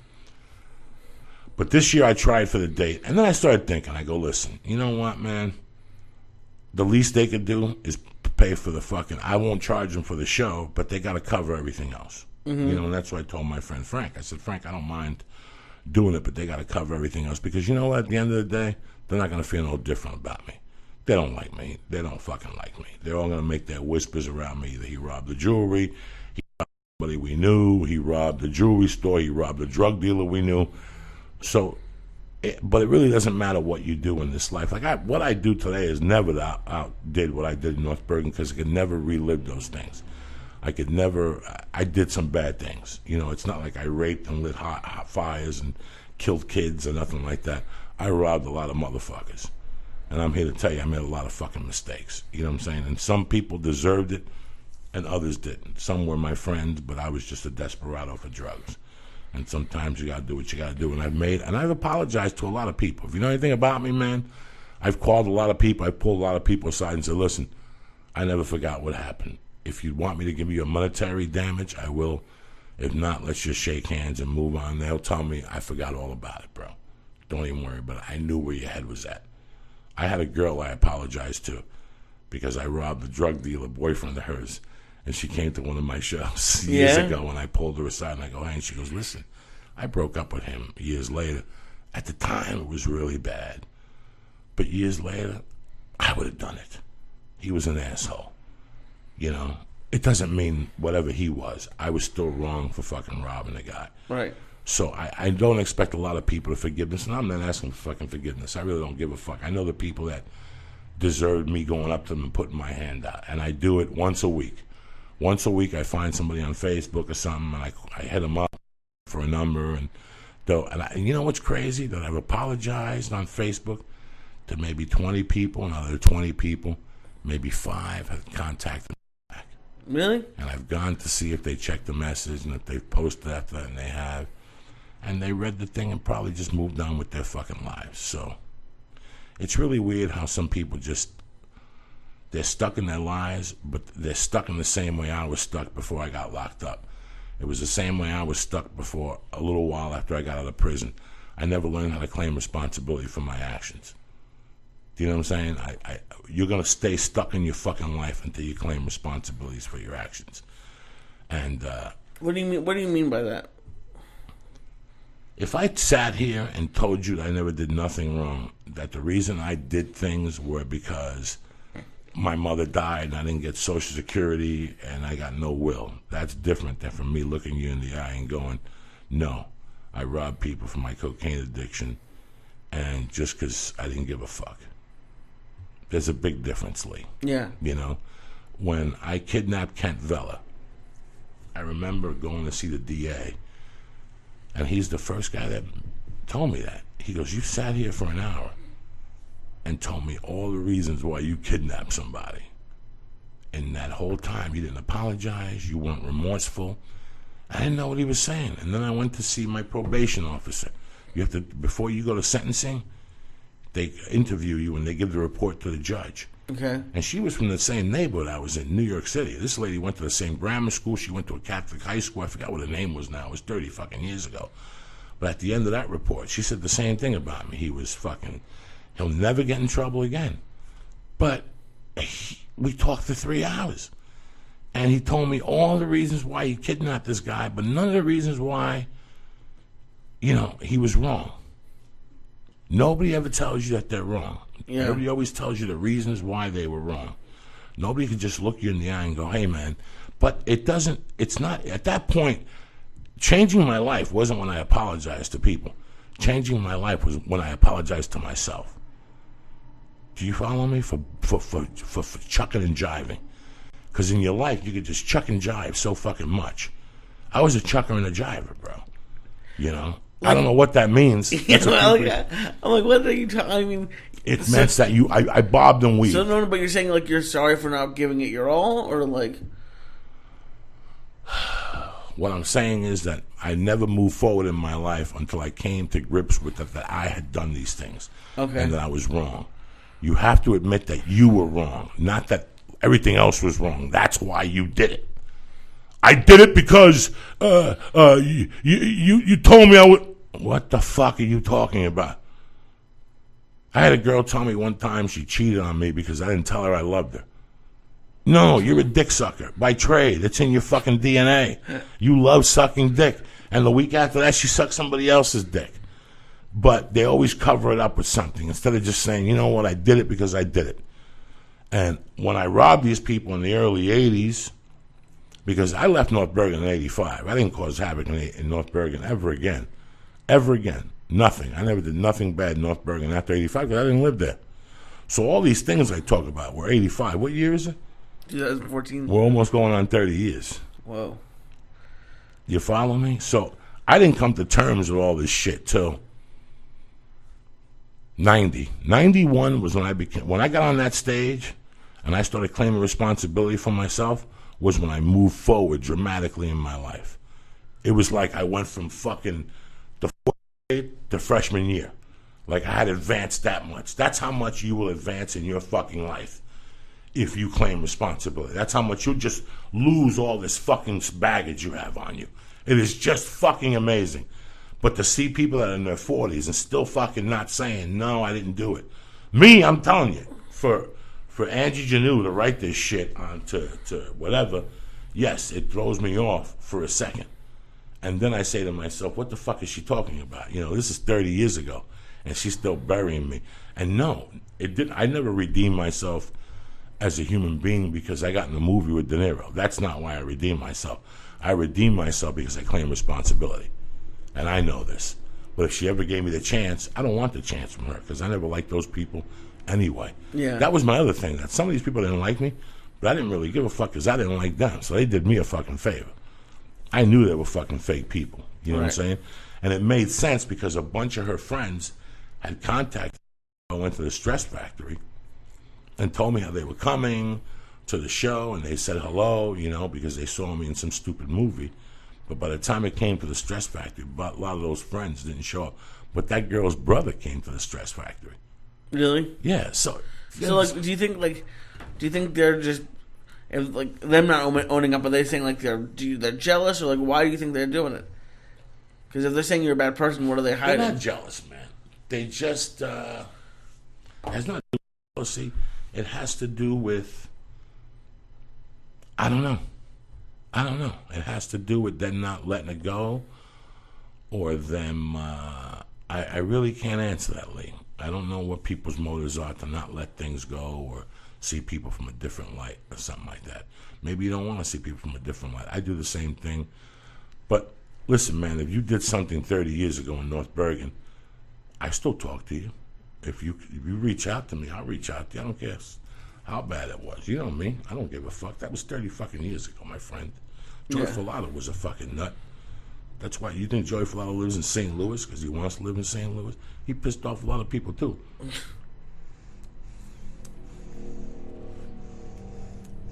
It's a beautiful day to be alive, cocksuckers. Monday, June 16th. We'll leave it with that. If you're not going to claim responsibility for your fucking actions, you're always going to be stuck. I was one of those people. I was stuck till I was fucking 30 because it was always the world around me. It was never about what I had done. Fuck all that shit. Clam up to it. You heard the fucking man today, Matt Brown. We all live with some type of fucking fear. I mean, that motherfucker blew my when he started talking about fear. So it's a beautiful fucking day to be alive. Get your shit together. Wednesday, I'm going to be on the Rogan podcast, so we don't know if we're doing a podcast Wednesday. We'll probably Thursday or something like that. Okay. All right, people? So don't fucking panic. Never fear. Uncle Joey's here. The dates, next Friday and Saturday, the 27th, 28th. I'm at the Ice House with Dom, motherfucking Herrera, co-headlining. Go to joeydiaz.net for all the dates for the fall. I'm going to put them up there today or tomorrow. What else do I need to do? A couple fucking things. That's it, people. I love you, cocksuckers. I got my main motherfuckers in the house. Steve Simone out of Philly. My man, the Flying Jew, direct from Jerusalem. Are you kidding me or what? What's happening, brother? Not much, dude. It's been an interesting couple hours with you. That's right. We don't you fuck texted around. me last night when he texted me. I went to Paul. I was like, "Look who texted me." She's like, "I thought he didn't text." I'm like, "Oh shit, something must be going down." I was so fucking high last night. It was going down last night. You understand me? Let me tell you something. My biggest fear is needles. Yeah. My biggest fear is needles in the world. I hate going for them. You know, when I cop to them, when you call me and go, "Joe, you have to come in for a shot or something," I go, "Yeah." And I play it off, and the night before, I'm a fucking mess. Like the night before I go to bed, it hits me as I put the sleep apnea mask on that I gotta go for a shot. So I'm always a little fucked up weeks that I'm gonna get a blood test, a shot in my knee, even acupuncture. The night before, it bothers me for like 3 minutes. Acupuncture, not anymore because I'm used to it. Yesterday, I had to go shoot my knee. So you need to drive to do it. I had to drive to Marina Del Rey, which, you know, and they put like this little thing on your knee. They scope it, and he could see the knee and the joint, the cartilage, and he shoots it right into your fucking knee. I'm looking at you two guys from my heart and telling you I didn't feel the needle. Oh, wow. Dr. Nicole is a genius. I've been going. Dr. Nicole did my surgery. You know, he took care of my toe when I broke it, my wrist when I heard it getting thrown at fucking jiu-jitsu. He took care of this knee. And yesterday, you know, I had to pay for the medication, even though I'm level 1 insurance. It's a new drug. They shot my left knee, and it's not cortisone. And my left knee was different because they have to give me 3 different shots every week for 3 different weeks. So I had to drive down there every Monday at 11 o'clock. This was 6 months ago, and it controls the arthritis, and it creates like a seal around your cartilage, and it repairs the cartilage. It helps to repair the cartilage to give you that cushion in the knee. So yesterday morning, I had to go. That was all I had on my agenda yesterday. And you know me, dog. I'm a fucking pussy. You know, the reason why I get fired up like this, Lee, isn't because I get fired up and I'm some fucking asshole. I have to talk myself into things. Yeah. You have to talk yourself into things, and you have to call yourself a fucking faggot, a fucking cunt. What the fuck Whatever is wrong with you? Whatever it takes, you know? So, you know me, I get to the 405 and there's traffic. Right away, I'm turning that motherfucker around. You know, right away, I'm turning that motherfucker around. I went by off the 101, Lee, whatever your fucking name is, Steve Simone. The fucking cars at 10:15 were past Sepulveda. Oh, yeah. So do you understand me? Like the Sepulveda exit was packed, where a lot of people mistake themselves and get caught in that. Yeah. That's why when I go to the 405, I stay in the left-hand lane. Because if you're not thinking, if you're stoned, that's people like me. You get caught in that line, and all of a sudden when you get to it, you're not waiting for 405. You're waiting for Sepulveda. But not yesterday. Yesterday, the Sepulveda line was all the way back to Laurel Canyon. Wow. And the 405 line, Lee knows. No, I've done that all the time. Lee knows. Off the 101. Until about 11 o'clock, if you get in that line for the 405, you're going to be there for 40 minutes. For 40 minutes, So you're a fucking asshole. You have to cut it. You feel like an asshole, but you have to cut in line. That loop to get from the 101 to the 405 Yeah. to go south is going to be 30, 40 minutes. They weren't letting nobody on. Nobody was letting it cut yesterday. Oh. So I passed it, and I go, I'm not going to the doctor. Right away, the pussy in me came out. I'm going to go home. I'm going to smoke some pot. Fuck this motherfucker. Fuck that. I got off at Haskell. The next one, yeah. And at Haskell, you get off and you hit Ventura. And you hit Ventura and Sepulveda. And guess what? No line. No line. Right. And I got on there, and I even called the doctor. It was 10:20. And my appointment was 11. I even called and said, I'm going to be 15 minutes late. Because I looked at the traffic, it was bumper to bumper. And I thought they closed the HOV lane. I realized I was in the HOV lane. They had put poles on this lane at the outside. I got there at 10 to fucking 11. Oh, my gosh. I got in. I walked in there, walked upstairs. I had my iPod on. I put on fucking Bush's Greatest Hits. He came in. I mean, I was in my car by 11:30. That's awesome. In my car. So there was no thought. Like, usually once I get to the doctor's office, if there's thought about the shot, that even scares the fuck out of me. I get nauseous. I get pale. You go right in. The girl, and I want to thank Miranda, who he's she works for him. And it's funny because when I first started going to Miranda, well, the doctor, Nicole, like the first visit, everybody was nice to me. And the second visit, the girl came in and she goes, my uncles fucking love you. And they're like fucking thugs. Like, they fucking love you, dog. Oh, that's awesome. She takes care of me and she calls me Uncle Joey because I'm uncles. So, like, next Friday, they'll be at the Ice House. Oh, that's awesome. They'll come up she comes up with her family. The cousins are all yoked up. In fact, while I was there yesterday, like, they want to know when you're going to do a jiu-jitsu tournament. Is that true that you're fighting Boyo Triste and Metamoris and shit? Like, they always bust my That's awesome. So I don't even have to call the office. I just hit her up on Facebook and go, Miranda, I want to come in for my knee, and she'll set it all up. Oh, that's so awesome. I thanked her last night. I got to send like a box of Yum Yum donuts or something down there. Yeah. What's up, cocklicker? Nothing. I can already feel this goomy coming in. So Day fucking 3 of Lee Syatt's workout. I'm very proud of him. I'm trying. He's trying. He knows. He knows. And he went to Florida. The thing you told me was going to happen. So, yeah, I the first day I went early in the day, and I liked it, but it was fucking. I slept the rest of the day. Like, I got home. Your body went to shock. Yeah. You did 15 minutes on the elliptical. I was going to try to over. watch you on Rogan, and I couldn't do that. I watched a little bit, but I fucking passed out, and I slept probably from then. I woke up for like a couple hours, but mostly all day. And then yesterday, Paula came over, so we wanted to go later in the afternoon, and I was worried it was going to be packed. It wasn't. They have a lot of machines over there. But I could do 15 on the elliptical instead of 10. I was dying. And then I went to the bike, and a lot of people say that they get motivated by like the really fit people. And it doesn't do anything for me because I know I'm never going to be able to do that. So I look for the fat people, and I'm like, yeah, there's a lot of fat people here. And I just happened to be next to a chubby black guy, and Paula finished a little bit before me, and I said, I just want to get to 15 minutes on the bike because I was at like 6. And as soon as I got off at 15 on the dot, and as soon as I got off, the black guy like tapped me on the shoulder. He's like, "You got to 15, right?" I'm like, "Yeah." He's like, "Good for you for coming out, man. It takes a lot of mental stuff." Great. And he's like, "I've been coming for 2 months. I went from 315 to 298." Wow. And I was like, man. "That's awesome." It did everything because I was dying, but like just that little bit of nice, because I would never do it, but that little bit of niceness and I was like, I'm gonna look for him again now. Cause It's that's amazing awesome. from when you were a kid and you try to do something for yourself and people would goof on you. Yeah, break your balls. Like if I can't imagine, like in Philly, like you got up in the morning, somebody's doing push-ups. Hey, Rock, Oh, keep it up, cock. You know, it's like you Yeah. get tortured. That's changed. That's changed. Yeah. When you go to a gym now and you see, like there's times I'm at the Y and I see somebody that's 5 years older than me, 50 pounds heavier than me, Yeah. walking, and when they get off, I give them a fucking good for you. It's the best, isn't and it? they feel good. You know where I remember Christy Miller? Yeah. I was telling these guys in the podcast that Christy Miller used to work at the Gold's Gym on Gower. Yep. The fucking capital of gayness is this it gym. is. And is it still there? I think so. It's still there? This is 15 years ago. This girl cared about me, and one day she pulled me aside.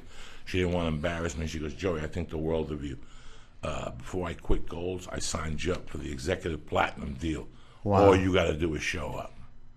Lee, it took me 3 months. I would drive there and look at the building and fucking, no parking. Bam! Yeah. No parking, because there's never any parking.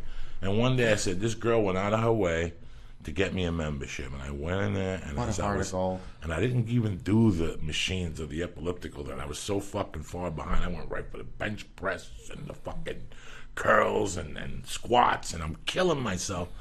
And I had to be at that time maybe 360. Wow. It was the beginning of the end, and this, every night, man, and whatever. So what? They were gay. So what? They come up to you and go, listen, man, we're here for you. Wow. One guy came up to me and goes, I've been watching you, work on your form. But he goes, I want you to take it easy. He goes, I come here every night and I see that you come. People are very supportive at the great. gym.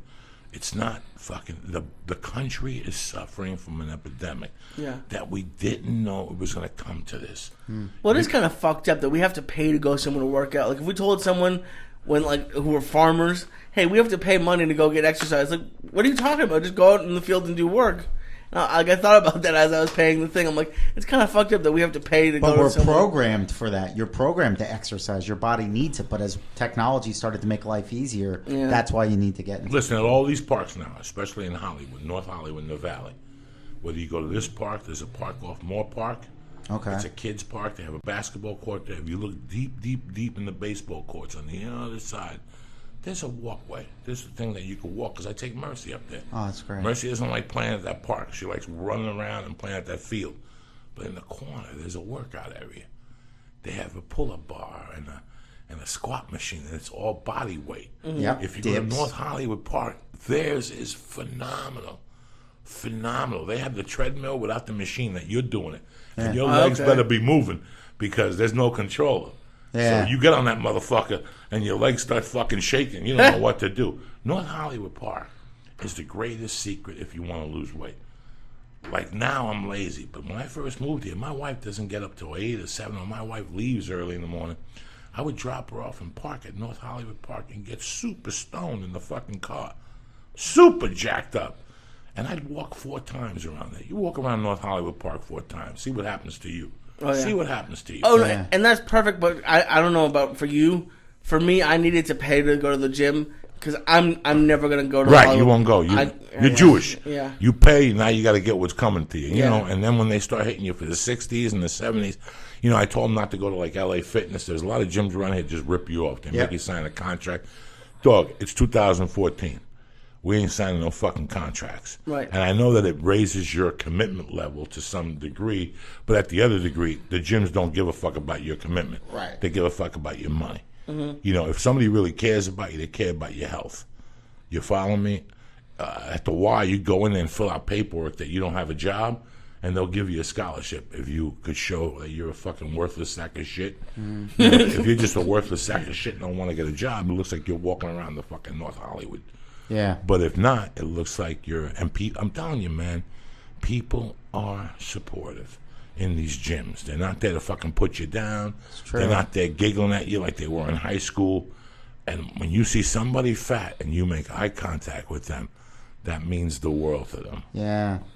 That means the world to them. Yeah. You know? I really want to get this thing going where I like to get like a club of jiu-jitsu guys that are over 40 to get together once a week somewhere in North Hollywood and maybe wrestle out in fucking North Hollywood Park or That'd something. be great. Guys over 40, the guys that are my age that I could really No judge ego. no ego, that I could really judge what I'm doing. Because part of the problem when you go to jiu-jitsu now and you're 50, you're rolling around with guys that are 25, you know. And it sucks ass. They got shit that you don't got. I mean, the 25-year gap really it's sucks. huge. You know, it really fucking makes a difference. So, but no, Lee, I'm proud of you that you made the choice and that you... and I cut Diet Coke out. That's gone. Yeah, that's been just water. You're 25 years old. And you know Lee. what? It's all... I wish I was 25 years old now. Yeah. To tell you how easy it could be because you don't want to do this when you're 40. No. When you're 40, there's going to come a time you're going to gain 30 pounds. And you're going to go, you know what? I already did this. Yeah. I did this. So this is coming right off. Yeah. But right now, you're 25. Right now, your metabolism, you could fucking eat a cake and it's gone within 10 minutes. It should be. Well, not mine, but yeah. It should be.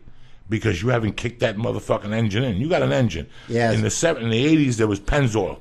And Pennzoil's motto was either you could pay me now or you could pay me later. That stuck with me for my life. Those people that drive around and don't change the oil, then their engine blows up. Yeah. And they go, what the fuck happened? And that was their motto. Either you could pay me $1.99 now or you could pay me $800 later. You're going to pay me. So you got to get into exercising. Yeah. You know, and I did it as a child. And when I got into comedy, I sold my soul so deeply into comedy that I go, who needs their fitness? You always need your fitness. Yeah, mind, body, you soul. always it's all need connected. to breathe. You always need that hour for yourself. That hour for yourself is so spectacular. Yeah. My wife left the other day, and she came back, and I could see that she was a different person. And I go, you got to do this 3 days a week. That fucking lunatic came home the other day with an idea that she was going to go back to work full time. I had to shut her down. Like, are you fucking crazy? You do part-time with this human kettlebell, because that's what my daughter is. She's a human fucking kettlebell, dog. Okay? You know, you carry her around all fucking day. You don't need yoga. That's real You don't strap. need weights. You don't need fucking stretching.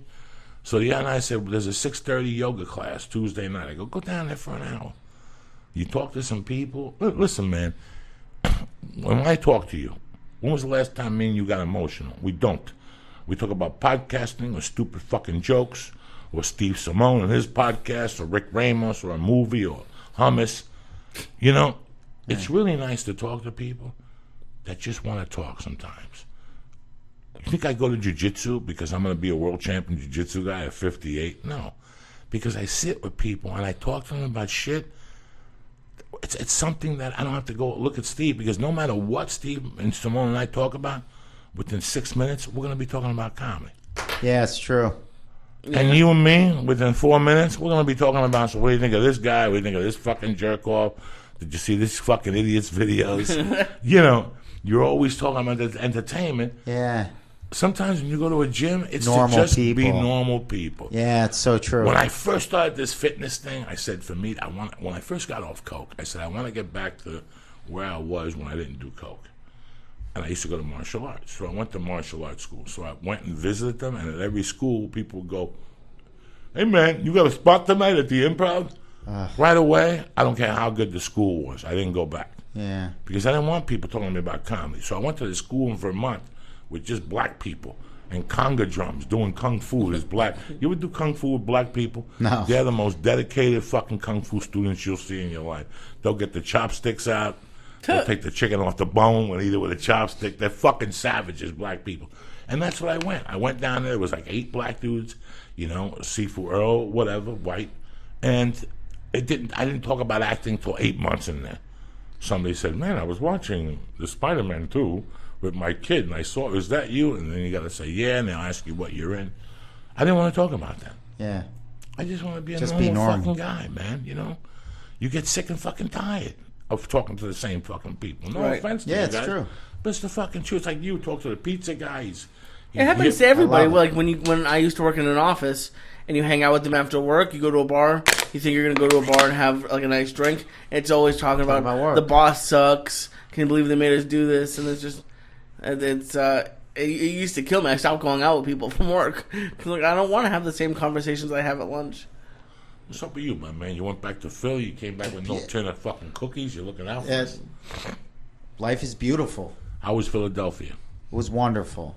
We did. I opened up for Run Is Easy at Helium. That club's great. Great. If the air conditioner's working. Because July, those motherfuckers, that dude's Jewish. He hasn't fixed that air conditioning in 20 fucking you know what years. they taught? Did it go out when you were there? It's been out for 90 fucking days. That's the story. He's like a fucking Jew landlord. That's the Just story. went there. out. Yeah, every time you get there, you're not going to believe it. Just before you came, the air went out. The air was out last time, too. It's Philadelphia. The building is 5 fucking floors. It's 95% humidity. You need the air Philly in conditioner. August. Yeah, you need the air conditioner of a jet plane, you know. So he don't have it. He's not going to lift a rock for a new unit. Right. Because it's 55 G's. So that's why I'm going in November this year. That's perfect. I went in fucking July last year, and it was fucking mind-boggling. Yeah, the East 2 Coast shirts, doesn't- 3 yeah, shirts, 3 sizzling. T-shirts.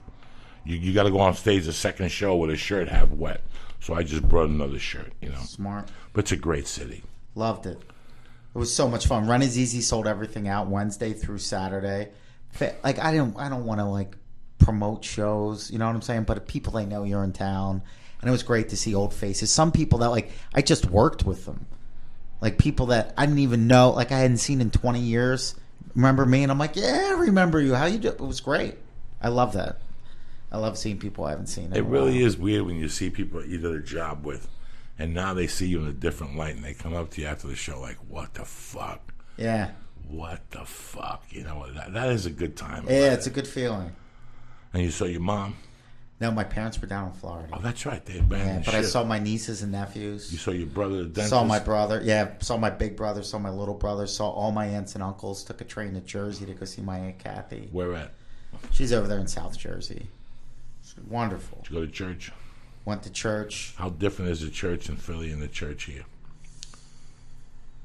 There's a level of commitment that's completely different. Yeah. Here it's a social activity. Yeah. In Philly, they go there because they really want to be there. They really believe in the next fucking step. You know, Yeah. they really believe in the next step, whatever the step may be, whatever your religion may be. It's so weird when you go to a place here, any fucking church they have here, it's always some fucking bunch of people talking about cookies afterward and, you know, drinking Starbucks coffee. That's not what church is about. You know what I'm saying? What's up with you, player? Nothing. I have about 10 minutes left. I can feel it. My main motherfucker. Look at you. What's happening, baby boy? What do you got planned for the weekend? Just Paula, and I'm gonna try to go 7 days because I'm like I said, I'm not lifting. I want you to take a touched lifting rest. No, weights. I want you to take a rest for 2 days so it makes you motivated to go back on Monday. But I like the elliptical. I mean, I I haven't done any. I'm not even sore yet. I know. Well, you'll be sore today. We're gonna You think so? Oh yeah, Okay. today we're gonna take you on a mission from that. Your training partner today is Steve Simone. It's over for you. We're going from here to Hollywood Park. Did you bring the iPod with the flying Jews jumping up and down? You bring your speakers? Look at you. You're a Nice. fucking honey molly. I'm going to eat another edible to get you through. We're going to smoke some more vapor pens. It's Friday. Yeah. It's fucking Friday. You understand me? Who's better than you? Nobody. Who's fucking better than you? I feel you. I hear you. You said You gotta enjoy yourself. What's going on with the live CD? What's going on with this double July- live Gonzo CD? July 11th and 12th. I'm headlining La Jolla. Okay, what about this date you got in Irvine? I saw. Irvine, Sunday night. Well, what the fuck are you? You ain't gonna promote that? Yeah, we got to promote that too, but I'm doing the CD the We'll 11th do and the the 12th. CD and there too. Show up with him Sunday and do the TD again. You're gonna do the next 4 Yeah, days. just record everything. Yeah, That's what I'm going to do. You know what the fuck is wrong with you, Steve? Yeah, I got the H4n. Just plug it right in. That's You it. know, and then the producer's right. This guy's hot. He's released 6 number 1 fucking CDs with me. And Hesh. This is Jew Tush. This is He's Hesh from The If you Sopranos. don't fuck with him, you now don't fuck that's a with hit. That's a hit. This guy's Hesh. I told him I like that name from Hesh. That is perfect. You don't Take it. understand. You know, and once you're hot, you got to keep going with those people. You know, he got that energy from Gabriel with the. Where's the bloggy? You bring the bloggy today? No. You slip. You see what I'm saying? Sorry. Slip. How we gonna document you fucking falling down a cliff today? Backwards. Oh my You god. bad motherfucking. What else you got planned? You going to movies? No, I mean I don't know. I saw that Tom Cruise movie already, and that was okay. Nothing great, but no, I don't. Is there anything out? I don't fucking know. That's just your job. I gotta Sorry, keep it. You're the youth. You're I'm the already youth. feeling council. high. You're the fucking young man on the show. You're the Right. one that keeps this fucking shit together. You know what I'm saying? It's Friday. You're the fucking captain navigator on this show. I'm a 50 fucking year old man. Right. So what do you got planned this weekend? What I got? Nothing. I'm gonna fucking rest. What I got planned? I'm an old Rest. fucking man. There's no rest, cocksucker. Do you think that a Gotta go take a man? walk. Gotta go I'm jump gonna up and probably down. leave here, go do some kettlebells. I think they're going swimming. The wife and that's the baby are adorable. going swimming for some fucking class on Friday today. They're very excited. Then I'll probably team up with them, and the baby's gonna take a nap. And then I'm gonna go write a little comedy today. Okay. I'm gonna go write that stuff for Ari. I already got the story for Ari's storyteller. show. Oh, that's I'll blow them awesome. out of the fucking water. When are you doing that one? September 9th. And then I'm probably gonna go. What do you got tonight? Tonight I'm driving down to San Diego. That's I'm doing the Tipsy Crow. Okay. And who with who? Mel Hall. Look at you. Yeah, What's a Tipsy Crow? It's a bar down in the Gaslight District. It's got a great little comedy room down in the basement. So it's like one of those speakeasy cool kid bars. But Mal Hall's been running a show there for years. That's what I heard. That's right. And I did it years ago with Jay Larson. Loved it. This is Mal's 30th birthday. It's me. It's Dean Del Rey. It's him. It's going to be great. I love San Diego. Good for you. I might go over by Bob's Coffee House Oh, the place in and on do Lake the Ocean, open mic. Yeah, right? have you been there lately? I've heard about it. I walked over there with my wife the other day. Very cute. What's his name? Is there making coffee It's for you? Damone, right? From What- Fast Times at Ridgemont Yeah, High? what's his name? Damon. Robert Romanus. Yeah, Bob. Yeah, good guy. Good guy. I went in there. I met him at auditions years ago. And you know what? Listen, there's people that you see, like if you see Brad Pitt, it's Brad Pitt. Yeah. But there's people like Dennis Farina that you see and you go, fuck Brad Pitt. Yeah, exactly. That's my That's motherfucker. yeah, absolutely. You know, when you see Fast Times at Ridgemont High, yeah, you think of Sean Penn. Sean Penn. You think of the big black guy, Yeah. the King of Scotland that yep, played yep, football. Yep. But you also Jefferson, think of Jefferson. Damone. Damone stole that movie. Damone stole the movie. The whole movie's Damone. So I went to an audition 3-4 years ago, and there he is. And I'm like, oh my fucking God, this guy's still around. Oh, the best. And I one day they said, go to Bob's coffee shop. Yeah, where is that in North Hollywood? The problem with it's across from the Lemley. Oh, okay. So the problem is parking. Uh, They got a pub right next to it. They opened a pub. Have you seen that new pub? There's a little pub there, and they opened up. See, what they're gonna do in North Hollywood is the Beautification Act. Okay. I guess Obama's sending a couple of Gitases over here to fix up North Hollywood from the Federal up, from Lancashire and Magnolia up. They're gonna fucking fix that and put money into. Right, because that's on where? That's by Lemley, correct? By the Federal, right? Yeah. So from Magnolia up. Oh, that's awesome. Now, you know they got a sausage place over there that I've never been to, like hot dogs and sausages Where? that people rave about. Like if you want bratwurst, if you want... They do Italian Fullman's- sausage? Yeah. Everything. Sausage and peppers? Everything. Right down the block from fucking... So there's a pizza place in the corner. Fire Oh, yeah. That place is always packed. I've never packed, been in there. and it's fucking Garbage, Ugats. right? I'll tell you what, the green spaghetti, the spinach spaghetti with the fucking tomato sauce ain't bad. Okay. The soup, the chicken soup, Like an escarole soup, a wedding soup? Yeah. I don't know. Okay. But the pizza, you want to stab yourself in the fucking neck when it comes. oh, it's that bad? It's that bad. But everything else is, like on a date, they got sangria. Yeah, you're outside. But They have you're gonna those drop fire 80. pits. You're gonna 80 drop bucks 80. to eat there? Oh yeah, they don't fuck around in there. It's $12 for a bowl of soup and a cup of soup. It's fucking, you gotta drop 80 in there. So this is what I'm saying to you. It's one of those places that you leave there and go, I just dropped $60 and I had a fucking sandwich and a soup. Yeah, that drives me crazy. What the fuck? Yeah, that drives me crazy. You know? So that's that place. Then you walk up a little bit and they have like a gym place where you walk in. Right now, go over there. There's a million girls in there. The windows are fogged up. Oh, yeah, right on the corner. Yeah, the guy's I name know is exactly what Fabio. you meant. He's a gay guy named Fabio, and oh my God, when you do a workout with Fabio, your body just fuck yourself, you fucking sappy bitch. Sap. Fucking Fabio doing jumping jacks, suck my dick, and it's steamed up. They got like drop-in classes from 6 to 9. You won't believe it, Lee. The glasses are fogged, and every hot broad is going in there, and But next to that is the sausage plate. Next to that is a Japanese joint where they jump up and down. Oh, yeah. I read the reviews for that place. That place is crazy. They give you a 2-hour window of when you're going to go eat, and you have to wait outside in line because they don't know when they're going to let you in. Ah, forget it. Keep it. And apparently it's not even that good. The sushi's The sushi sucks. The entertainment, if you're from fucking the Midwest or something, and Right. if you get high, if you go to the state fair and have a good time, you'll have a good time in this fucking place. It's Japanese people jumping on your tables, and there's hot chicks, but nobody's showing you their pussy, so who gives a fuck? You know what I'm saying? I'm going to pay $80 to see a bunch of fucking Japanese people jump up and down. Get the fuck out of there. For $3, you could get Godzilla on Netflix. You know what I'm saying? What the fuck? The fuck? And to eat shitty sushi. But if I tell you guys something, What? and you know me, I tell you how it is. That's the first place I went to when I came to California. That's the first place people That took me to Japanese eat. spot? That Japanese spot. I went in there with Rod Long and a guy that used to write for Mad TV. I drove down here from Seattle, and that's where they took me. In fact, I stayed somewhere in this neighborhood. In fact, that black writer that took me there goes to the Y. I bump into him at the Y from time Oh, to that's time. awesome. Oh, wow. So that's how long he's lived around here. So it's really amazing. Do you like working out high? I feel like it would cause Tremendous. like a panic attack. If you do when you get on the elliptical, do you put your earphones on? Yeah. Wait till you fucking work out high. Takes you to the next fucking level. You go, Joey, what the fuck did you do to me? This is tremendissimo. I guess. And then you'll say to me, because once you get into a song, see what happens when you're on the elliptical, you look at that clock. Yeah, that's what I do. Okay, everybody does, Lee. You're not going to tell me your fucking job. You look at that clock. So you look at it, when you get on, you go, I'm going to do 5 minutes and I'm getting the fuck out of here. Yeah. Fuck Joey, fuck Joey's mother, fuck his daughter, I don't give a fuck.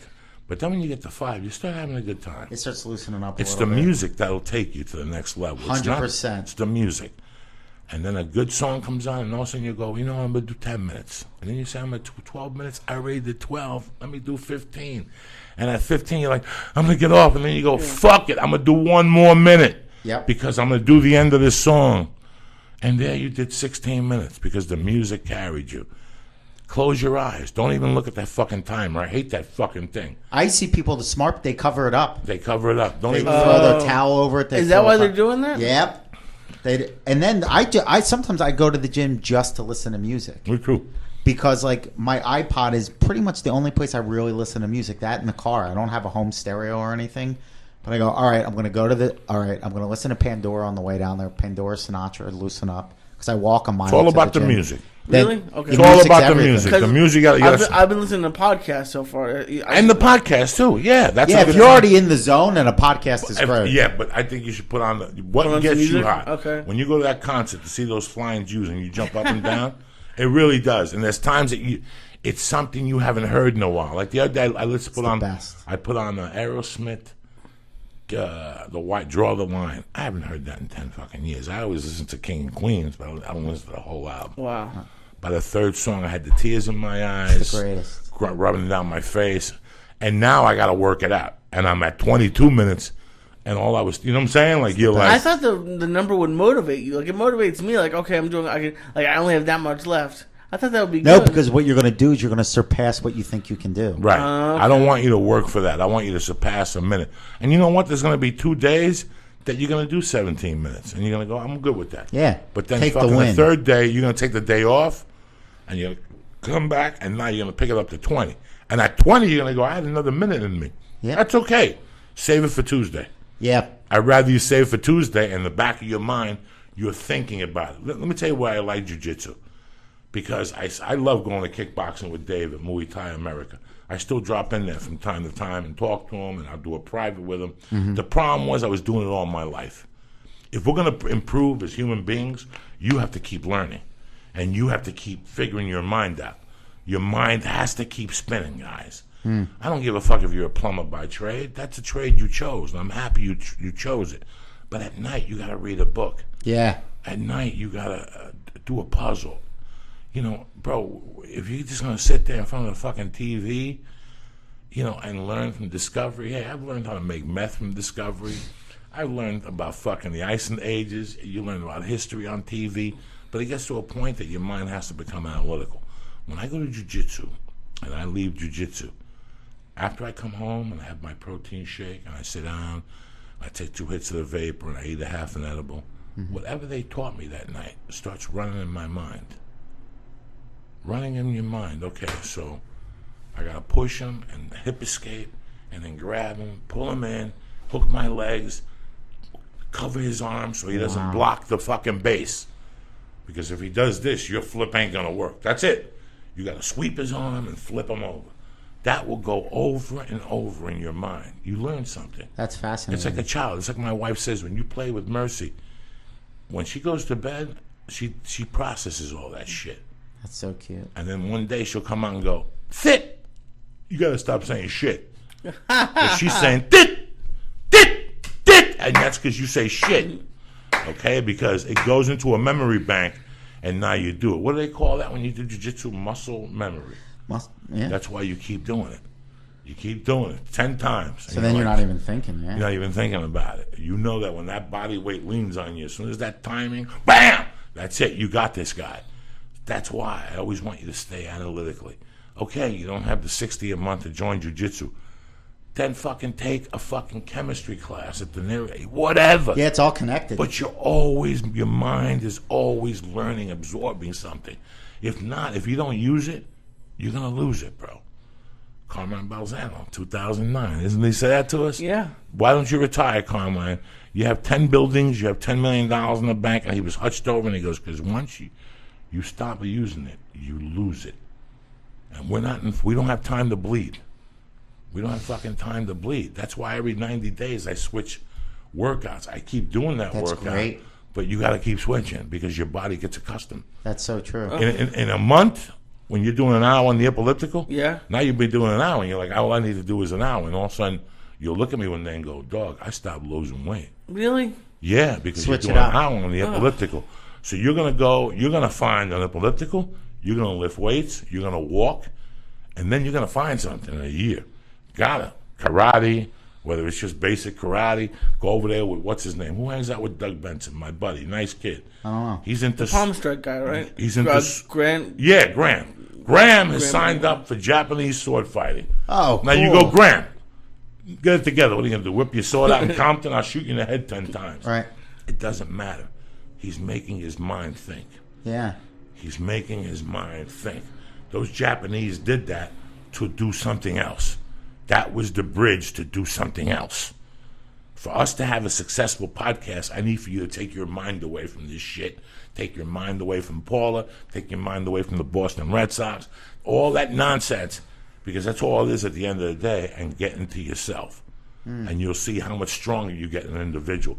And with me, I hate to say it, it was weed and walking. I'd smoke a joint and walk. Let me tell you something. You smoke a joint and walk, you learn about yourself.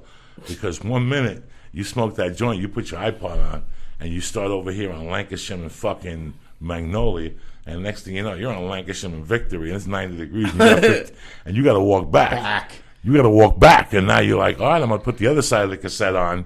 That's how bro, when I was skinny, it's because I walked around New York City. It's not because my friends drove me everywhere. Yep. It's because I put that. So you're evolving, Lee. Everything, and eventually, if you watch The Mechanic in 1973, Charles Bronson was a hitman. He used a gun. Yeah. But you know what kept him sharp? Karate. He was a karate dude. And he'd be in there with other 80-year-old men. Because all those little forms, learning something, keeps you sharp. David Patrick Kelly, Warriors. Yeah. Come out to play. Yeah, he goes, the reason why I'm such a good actor is because I got a karate. I've gone to the same guy.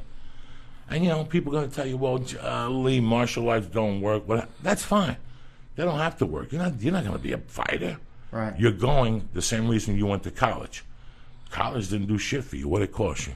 $100,000. Okay, what did it cost you? You told me yourself personally that when you went to interviews, they don't say to you, what was your college experience like? What'd you go for?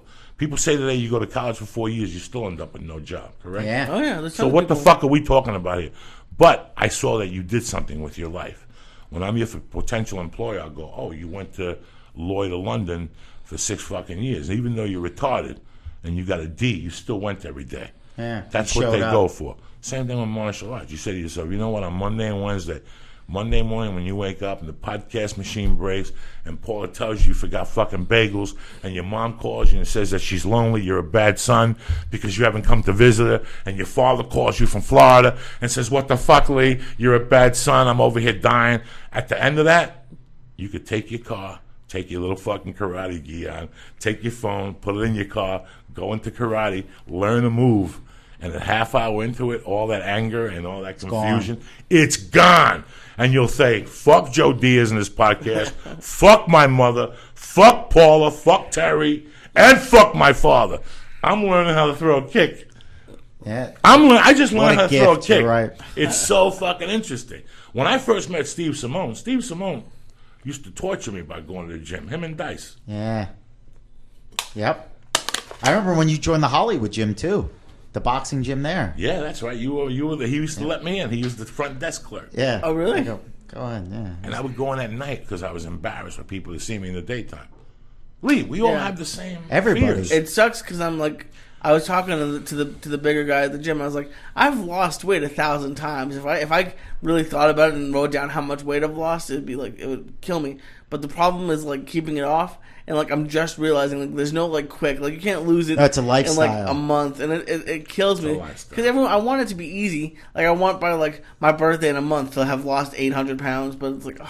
Do you know my buddy back in Philly told me that owns the best gym? It's called the Iron Sport Gym. He says he hates when people come into the gym and they're looking around and they're like, well, I don't want to get too big. And he's like, don't worry about it. It's not going to happen. You know? And he was like, if it's easy to be big and strong, everybody would be big and strong. If it was easy to be in great shape, everybody would choose to do it. You just put the effort in, and there's that sense of community in every gym. And Lee, the guys that know the most are usually the nicest guys in the gym. Oh, no, everyone's been nice. It's just, I want it, because it's not hard, but it takes work for me to work out and eat well. So it's like all of us. Everyone wants it to be like, if I could be done in 2 weeks, that'd be great. That's why the juicing thing, I did it, and I've done everything. I've done Atkins, I've done Nutrisystem. Yeah, it's a lifestyle. Everyone wants something quick. When you fuck, let me tell you something. Not right now, Lee, but in 6 months, one day, you're gonna have to meet Paul at 8 o'clock. But the inside of you has to go to that gym. And right now, it's not gonna hit you, but it hits me from time to time because you get pissed off. It's like anything else in life. One day you're gonna be doing a bent over row or a fucking high pull, or you're gonna be on your 48th minute, and you're gonna go, I worked this fucking hard in here, and now I'm about to go home and eat a fucking cheeseburger. That shit's coming to an end. Yes. See, it all works together. That's what I did yesterday. Your mind like, will work together. I just worked out. I'm not gonna. Now you're paying your bills. Now you're paying for this weight. Now you're seeing the receipt. Now you're saying that when they eat Chips Ahoy on TV, it ain't a fucking party. Yeah. It ain't a fucking party. When they're popping Chips Ahoys and shit. And That commercial. No, dog, it ain't a fucking party. Yeah. This is the party now. Now you'll think twice. Now listen, I love Weight Watchers. I wish that I would be one of those guys that could eat chia seeds and that could eat egg whites with spinach leaves and a taste of nutmeg. You know, I love Mike Dolce. Dolce's workout. He has great spaghetti. He has a great tuna recipe with the fucking with the avocado instead of mayonnaise. Oh, wow. He's got a lot of great recipes, but they don't sell those at a restaurant 3 days a week when I travel. Right. What the exercise that we're now, Josh Wolf, God bless his soul, he said go to My Fit Foods. They're tremendous. You sit with a nutritionist, and it's $8 to $9 a meal, which is what you pay for anywhere, and you eat the My Fit Foods. The problem with that is guys like you and me, we're going to do a New Jersey tour. We're going to go to San Francisco. What are you going to do when you're going to take My Fit Food on the fucking plane? You open My Fit Food on the plane, Lee, I will beat you to death and tell them you're a fucking future terrorist and to throw you off the fucking plane, that you have Israeli ties to the Taliban. Israeli ties to the Taliban. Did your family almost make you? Did they try to give you food for the plane? Yeah. Dude, but yeah. What they give you? But this is what I did. They didn't give you a tuna sandwich, correct? No. No, what they Dude, give I you? had homemade meatballs. I had homemade menegut. I had... That's what you open up on a plane and people look at you and go, that smells tremendous. We had the roast pork, even homemade cheesesteaks. It was great. Oh. Everything They make was homemade great. cheesesteaks? Yeah, because my brother's mother-in-law is straight off the boat from Naples. The best. Now, can you eat red meat? Because I thought about this last night because I went to the Mediterranean place and I got chicken. Because can I have grilled steak? Is red meat okay? Yeah, but you got to eat fucking 6 ounces of it. You know what I was just going to say? What saved me my last trip home was portion control. Portion control is How many ounces of meat should you have? I didn't overdo it. Like, I got to be. I used to the kill. size of your hand. Yeah. I used That's to kill it? a whole Okay. pizza, Oh yeah, of course. but now it's just 2 slices. you can do just 2 slices. Yeah. Oh fuck. It's the size of your hand, Weight Watchers. Weight Watchers is very good because it's portion control. Yep. It's a county jail diet. That's what I call it. It's a county jail diet. So you go to Denny's and you get 2 eggs, toast, home fries, bacon, and 2 pancakes, and that's a great breakfast. Okay, Mm-hmm. but after you leave there, what do you look at Steve and go, "I'm fucking full," Yeah. and you realize you didn't need all that food. I used to eat to the point where I couldn't walk to the car. Yep. Jesus. I'm not gonna lie to nobody, and so do you, Lee. Yeah, fuck yeah. We eat. No, to that's the what I'm thinking about. And I eat so fast. My knock is I eat too fast. Me too. So I eat 3/4 of the meal and I'm full, and I eat it. No. And then you realize, Weight Watchers makes you realize that if you take that piece of salmon and cut it in half, You're good. and you take 1 piece of bread and throw it away, and you take the cheese off that, because even ketchup has calories in it. Fuck yeah. You know, Sugary. all that shit you could do without. You know, listen, I love Subway. I love the veggie and cheese from Subway. My Subway sandwich is a foot-long veggie and cheese with the chips and the soup and the cookie and 10 gallons of those sodas. Yeah. There's nothing like that. But you know what? Buy a 6-inch and just leave. Yep. Yeah. Get a 6-inch and just Go. walk out of there and eat it. And you'll go, I'm fucking That's hungry. enough. And no, I don't need it. You realize you don't need it. Yeah. You know, when you go to Big Mac, you get a Big Mac, the double fries, the Right. soda, That's how they kill you. Some nuggets on the some side. nuggets. You know what? Go to In-N-Out House. Go to In-N-Out Burger. They have the cheeseburger. It's 8 points with the cheese, with no mayonnaise and no sauce on it. Yep. And you get a half order of fries. It's 6 points because the whole container is 12. And a Good. Diet Coke, and you're solid. Even a water, and you're solid. Yeah. So you could always kill your cravings. Yes. You know, you could always kill your cravings. You know Yeah, what? and you though? realize you don't need enough. It's just a little taste. I love Oreo cookies, but instead of eating the whole sleeve, Yeah. because I'll kill a motherfucking Fuck sleeve. yeah. You know what I'm Easy. saying? You take one and you make a deal with yourself. You know what's fucked up? At least so far, the thing I miss most is the diet soda. So that's showing like there must be some chemical. Oh, there's in a it. chemical thing in there. And like, cause like that's the part that's been killing me. And I'm like, maybe that's a reason not to go back to it. Because I'm like, fuck. Lee, on the way home, you stop at Gelson's at Rouse and get yourself. Today we're gonna do everything. You pick me up at 9. We'll go to Cowbell Place. It's gonna cost you a couple of yards today, but don't worry about none. We're gonna go over to this place over here because even that Fit Protein, we'll just get you a little protein powder in a container. Okay. And you put the protein powder in it, and you take it with you. And as soon as you finish at the gym, you fill it with water and you shake it up. Okay. No more milk in your milkshakes. Oh, okay. That's it. That cuts another percentage out. Yeah. And that milkshake, that milkshake is 300 calories. You buy a bunch of apples. My wife's been buying cantaloupe. Yeah, that's another thing. And you've said it before, and it kind of pissed me off when I was talking to people. And I was like, "Oh, I'm gonna have some fruit," and like, don't have fruit; it's sugar. I'm like, "Well, I think fruit's okay." Like, Let me tell you something about Whole Foods. Let me tell you something about fruit, bro. Eat 2 apples tonight. Number 1, you're gonna shit when you start losing weight. You gotta clean that esophagus out. What do you think is in your asshole? What do you think is connecting to that tube? Oh yeah. The same thing with me. I got bubble gum in there. I got fucking, granola pits. You got everything in your ass, so you got to clean that. I mean, health, and Lee, with you, you're 25. You got the world by the balls. It could either fall apart for you in 8 years because the diabetes will come in or whatever. Yeah. It's a lifestyle. It's a lifestyle that goes with you for a long time. I want chocolate cake every fucking day. I'm a stoner, dog. People say to me, when you're smoking pot, shut the fuck up. I'm a stoner, motherfucker. Okay? When I eat an edible, I fucking get stoned and I get fucking hungry. Yeah, how do you do it? You just pass through it. You know what? You don't eat anything? Okay, so yesterday, I went in the kitchen and I was fucking stoned to the gills. There was 2 peaches and there was cheese puffs. I had 4 cheese puffs and I had the 2 peaches. That's great. I made a deal with myself. I could have ate the half a bag of cheese puffs. Yeah. Do you follow me? It's all compromises, man. This is all fuck. And I'm still a fat fuck. And what are you going to do? But I know every week I work on it. And every week I get healthier. I drink 22 of these things now. That's great. 22 of these things now a day. That's got to be way better than drinking Diet. Oh, it's 1,000 times There's better. no more white bread in my house. There hasn't been white bread in my house for 3 fucking months. That's great. That helps. I love pasta. I could eat pasta every day, but now all these people are saying pasta stays with you for 80 years. You know what?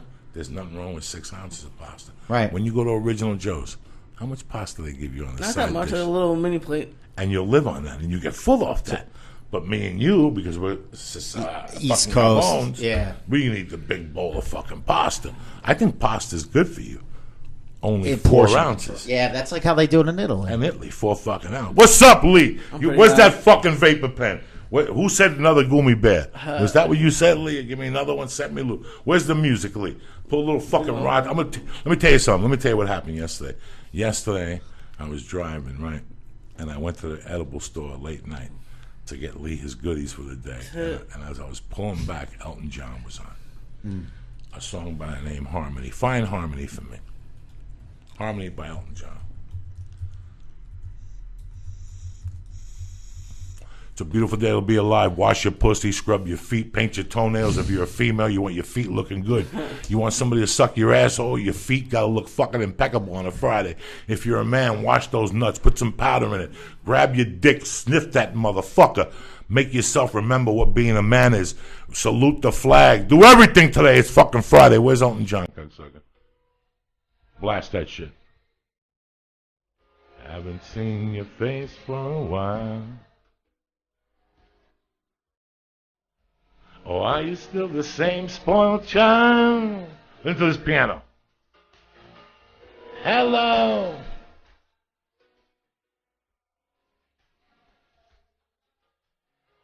Am I the only man you ever had? Are you kidding me, Doug? Amazing. Are you fucking kidding me? That you.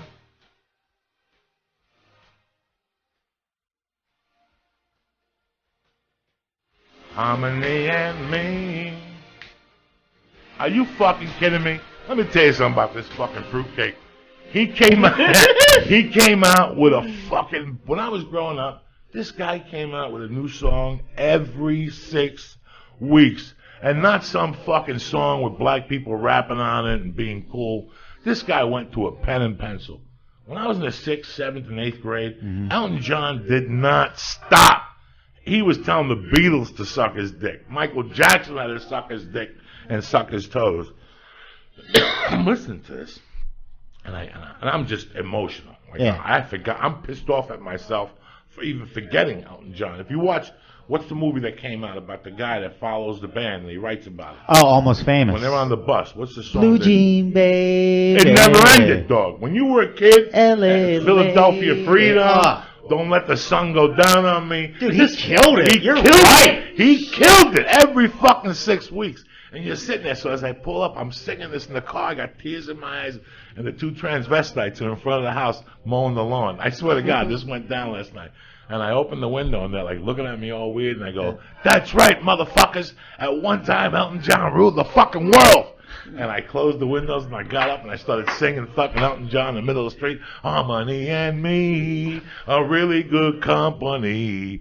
And all of a sudden, the lady came out to see what I was yelling about. And I looked at her, and I go, "That's right," because she's an older fuck, too. Yeah. I go, "Nobody remembers when Elton John ruled the world." And she looked at me, she was drinking a beer. She goes, "Let's have a drink to Elton John." What time of the night was this? 7:30, because the weed store closes at 8. This is when I have to talk to you the first time. Oh, that's so great. And I goes, "Lee's going down tomorrow. It's Black Friday for Lee." And I saw the gay guys. Then I went upstairs and I put some Elton John on. And while I was playing Elton John, I saw a Rod Stewart song. The name of the album was Blondes Had More Fun. And I put it on, and I couldn't fucking, guys, in the fucking 70s, let's just pretend you had the Stones, The Who, and Led Zeppelin. They're all fighting amongst each other. Yeah. Now you got this fucking fruitcake, Elton John, dropping bombs on your moms. Fuck Carl Arms. You got black music, OJs, you got all this music. Marvin Gaye. And you got Marvin Gaye, I don't even remember. And then you got this fucking guy named Rod Stewart who was competing with the Stones, banging them out. I saw this video, and I remembered how good this song was. Hit it, Lee. This is off the album, not Footloose and Fancy Free, but a different one. Hit it, Lee. You're insane. What is it? No, the name of the song is You're Insane. Listen to this motherfucker. What? Hit it, Lee. It's Friday. Wash that muffler. Hit that motherfucker. Yeah, it's Footloose and Fancy Free. Footloose and Fancy Free. Carmine Apiece on the drums. The little Chinese bass guy.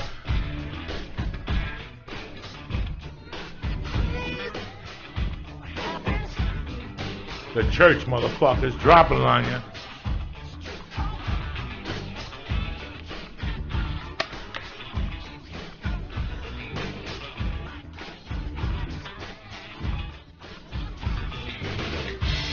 What? What? It's almost like hip hop. Oh, this is Rapping the in early that. 70s right here. Down Sunset Strip. And in the back seat, a big black whip. All around your face. What is in bad taste? Baby, but I think you're cute. But there's no substitute for love. Hit it, Lee. Kick this motherfucker, Lee. Are you kidding me or what? That's how we do it on the church. Music dropping. Nobody's even remembers fucking Rod Stewart. But I'm telling you, just that you're in my heart, you're in my soul. Oh, yeah. That dog, I'm telling you guys are looking at me going, Joey, you're dropping this fucking black and white music on me. Listen, you can't move forward unless you listen to this shit. You can't fucking be a black belt in jiu-jitsu if you don't know the proper fucking hip escapes and the proper arm bars. Same thing when it comes to music. I'm dropping the building blocks on you motherfuckers. You smoke a joint, you sit back and you listen to this shit and get back to me. You understand me? I listen to some crazy shit. Put on Mary J. Blige Without You. Listen to this black motherfucker sing. Because she's from the same thing as Biggie and all that shit. Yeah. When you hear Biggie rapping, he's rapping knowledge on you, that's fine. But when you hear a fucking woman do it, I was listening to this shit all week. You motherfuckers think I'm fucking around. I'm trying to find the best fucking music so you guys can go, Joey, why did I jump out the window last night? Why am I walking around in a wheelchair today after you played this fucking music for me? Lee, what happened? It's in. Well, hold on. Mary J. Blige Lee, killed it. that's What's it. the You wanna do 411? That album You was want to do great. another fucking Goomy? No, thank you. You're looking not high. See? You're resisting. I'm looking not high. Don't lie. Listen to this bitch. Oh, shit. She just drops it on you, dog, like fucking Miss Pat.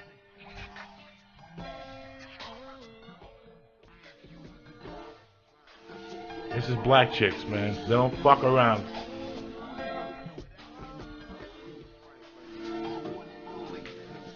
A little something for Tracy Morgan, recovering baby. Bad motherfucker.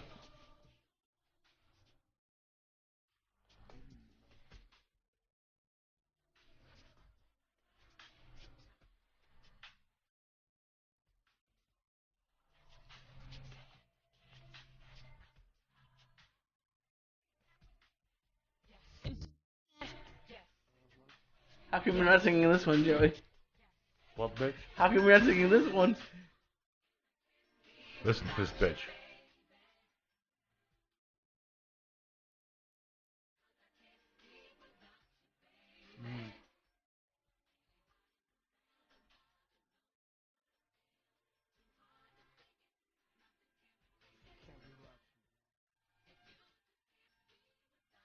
Call the radio!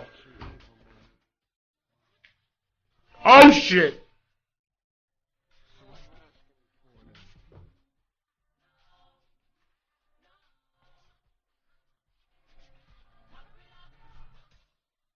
God damn! Mary J. Blige.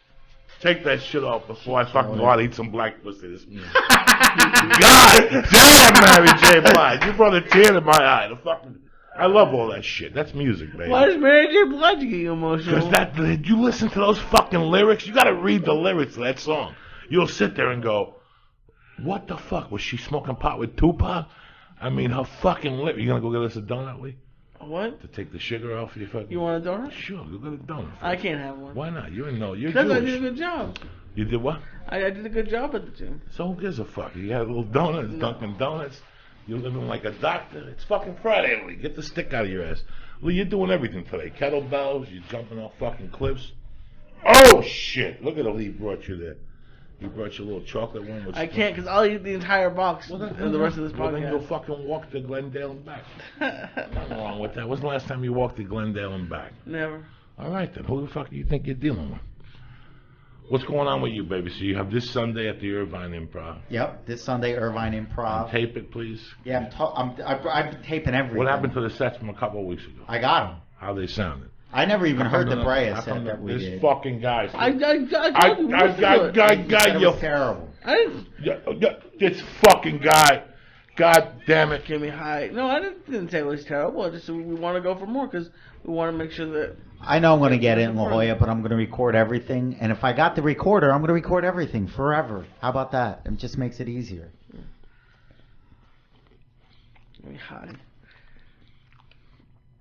I did you see him? He fucking, his needle got stuck. What's up, Lee? So what, you're high, it's Friday. Yeah. What else are we going to do today? What are we going to do after this? Come here, you. I'm going to go home and go to sleep. No. There's no sleep in your future. What? There's no sleep in your future. Why? I'd get in that kettlebell class. That sounds amazing. You're 25 years old. That's a game changer. You're 25 years old. What's sleep? It's over. You're going to show the youth of America today that you're a fucking Jewish savage. You know what it means to be a Jewish savage, though? No. This country has forgotten. You're going to go back to being a Jew, looking at fucking holes. We're going to make people tripping them. We're suing people. We're going back. Suing people. Tripping in holes. We're going back because this is bullshit. These motherfucking Jews are confused. The problem with these motherfuckers, these are the worthless fucking Jews. You're the most powerful fucking Jew out there. It's over, Lise. Since Moses, there hasn't been a fucking Jew like you. You know that?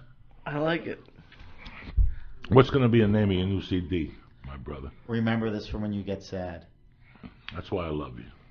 We did a good podcast a couple of weeks ago. You brought me back. Oh, the best. You got me to talk about some shit I hadn't talked about in a long time. And why I hate rich people. Because I was embarrassed as a kid. That was such a great episode. I can't thank you enough for that. We had a good fucking time, man. Finally the book I'm writing is coming into fucking fruition. Oh, that's great. My good friend Jessica, she's an editor. She's a brilliant editor. I mean, and we've been working together. This week we did a 4.5 hour session on Tuesday because with me, the best way to write is for me to outline and just talk to her. And you get other shit. And she's that good to just hear the stories and bang She it out? types it out, and then we talk about it, and she types it, and then we get together and go over it. And we've got from New York City all the way to 1981 when I'm a junior in high school, and I had to sit with her and talk with her for 4 hours. Look at the shape of her. You ready for another fucking gumi? Nothing. You want to split? Let's split one of these little weak chocolate things. No. Let's do it. You can't live without you, baby.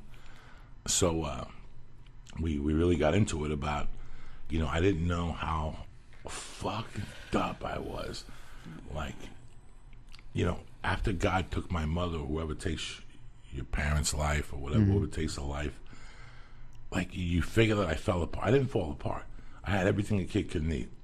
We figured it out the other day. You know how much money I was making when I was a junior in high school, a sophomore in high school? I was making $2,000 a week. Oh, my God. Because I was selling 300 ups a week. Or 300 hits, different acid. Like, whatever they would have, I would sell. Whether it was microdot acid or blotter acid or window pane or four-way acid. Whatever acid they had at East Stroudsburg is what I sold that week. And I would also sell ups. I also had a job at Rendell Lumber, and I also stole there. The guy that got me the job told me, "Dog, if I get you this job, don't forget to steal, because enough don't know I wasn't stealing, that I was stealing. If you come along and you don't steal, they're going to see the difference. They're going to need a difference, and they're going to know I was stealing. Yeah. So you got to keep stealing. I'll hook you up with people. They're going to come to you." In those days, we sold marine plywood. It was $40 a sheet, but people would give you $10 or $20 a sheet. Oh, my God. What's marine plywood? What's it, like waterproof It's something? galvanized. Like, it has some chemical in it that won't rust. I don't even know if the word is galvanized. Don't call me stupid on Twitter. I'm just saying it's got something so the wood doesn't rust. Gotcha. It's got a certain chemical in it or something. So I used to sell that. People come in the back and wink at me, and they'd say, "Give me 40 sheets of fucking plywood at $20 a piece." Wow. That's $800 on a Friday. I'm a sophomore in fucking high school. It's more money than I have now. That's amazing. Oh, please. It was this is some crazy shit.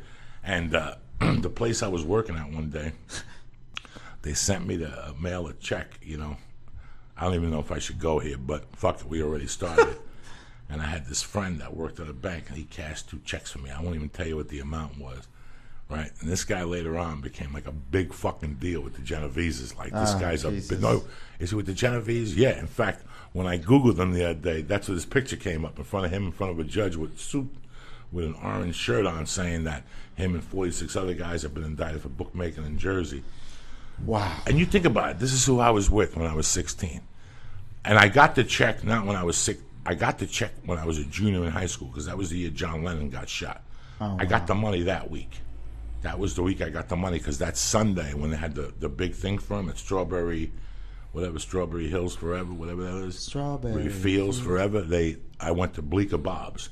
It was a record store in the Village. Oh, wow. And I bought Ozzy Osbourne's EP, it wasn't even fucking whatever. Was that Diary of a Madman EP? Before that, it had Crazy Train, Mr. Crowley, Suicide Solution, and something That else. was all on an EP? Those 4 monsters? songs. Remember, in the 80s, there were EPs.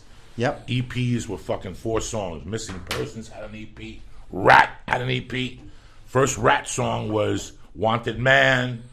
The other one, Round and Round. What's up, nigga? Nothing. No, someone just listening. Dude, what was it like the first time you heard that Randy Rhoads riff? I hate listening to NWA in the morning, by the way. Because Why? it makes me go fucking black all day. What are you gonna do now? Stab you. That's what I'm gonna fucking do, cocksucker. How you feel?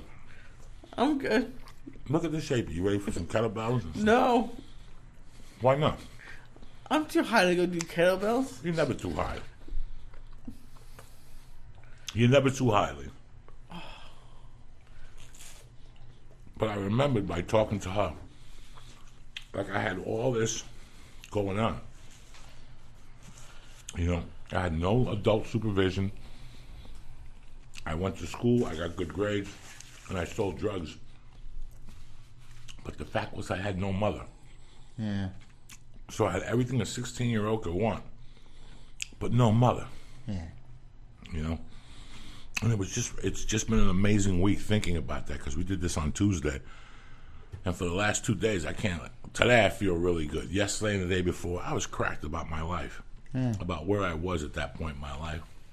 At 16, that's what I was doing, you know? Yeah. You're still a baby at 16, 16, snorting. I did acid almost every fucking day.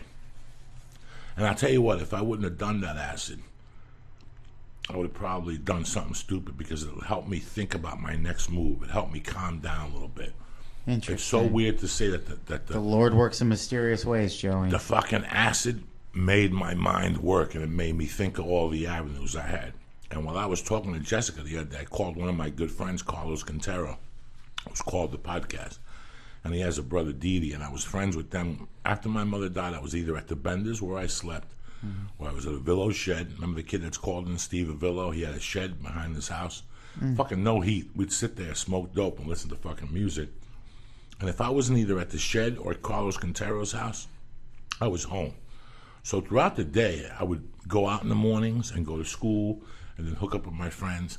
And, you know, even 3 months after your mother dies, which you're still very confused after you suffer through any death, I remember that my days would be great. And I wouldn't think about my mother till after I left the Villo's house or after I would leave Carlos's house. On the walk home, I would remember that my mother died. Oof. And I would forget and sometimes walk to my mother's house and wait out there and go, what the fuck am I walking over here for? She doesn't live here anymore, you know? She doesn't live here anymore. Oh, my God, it was just...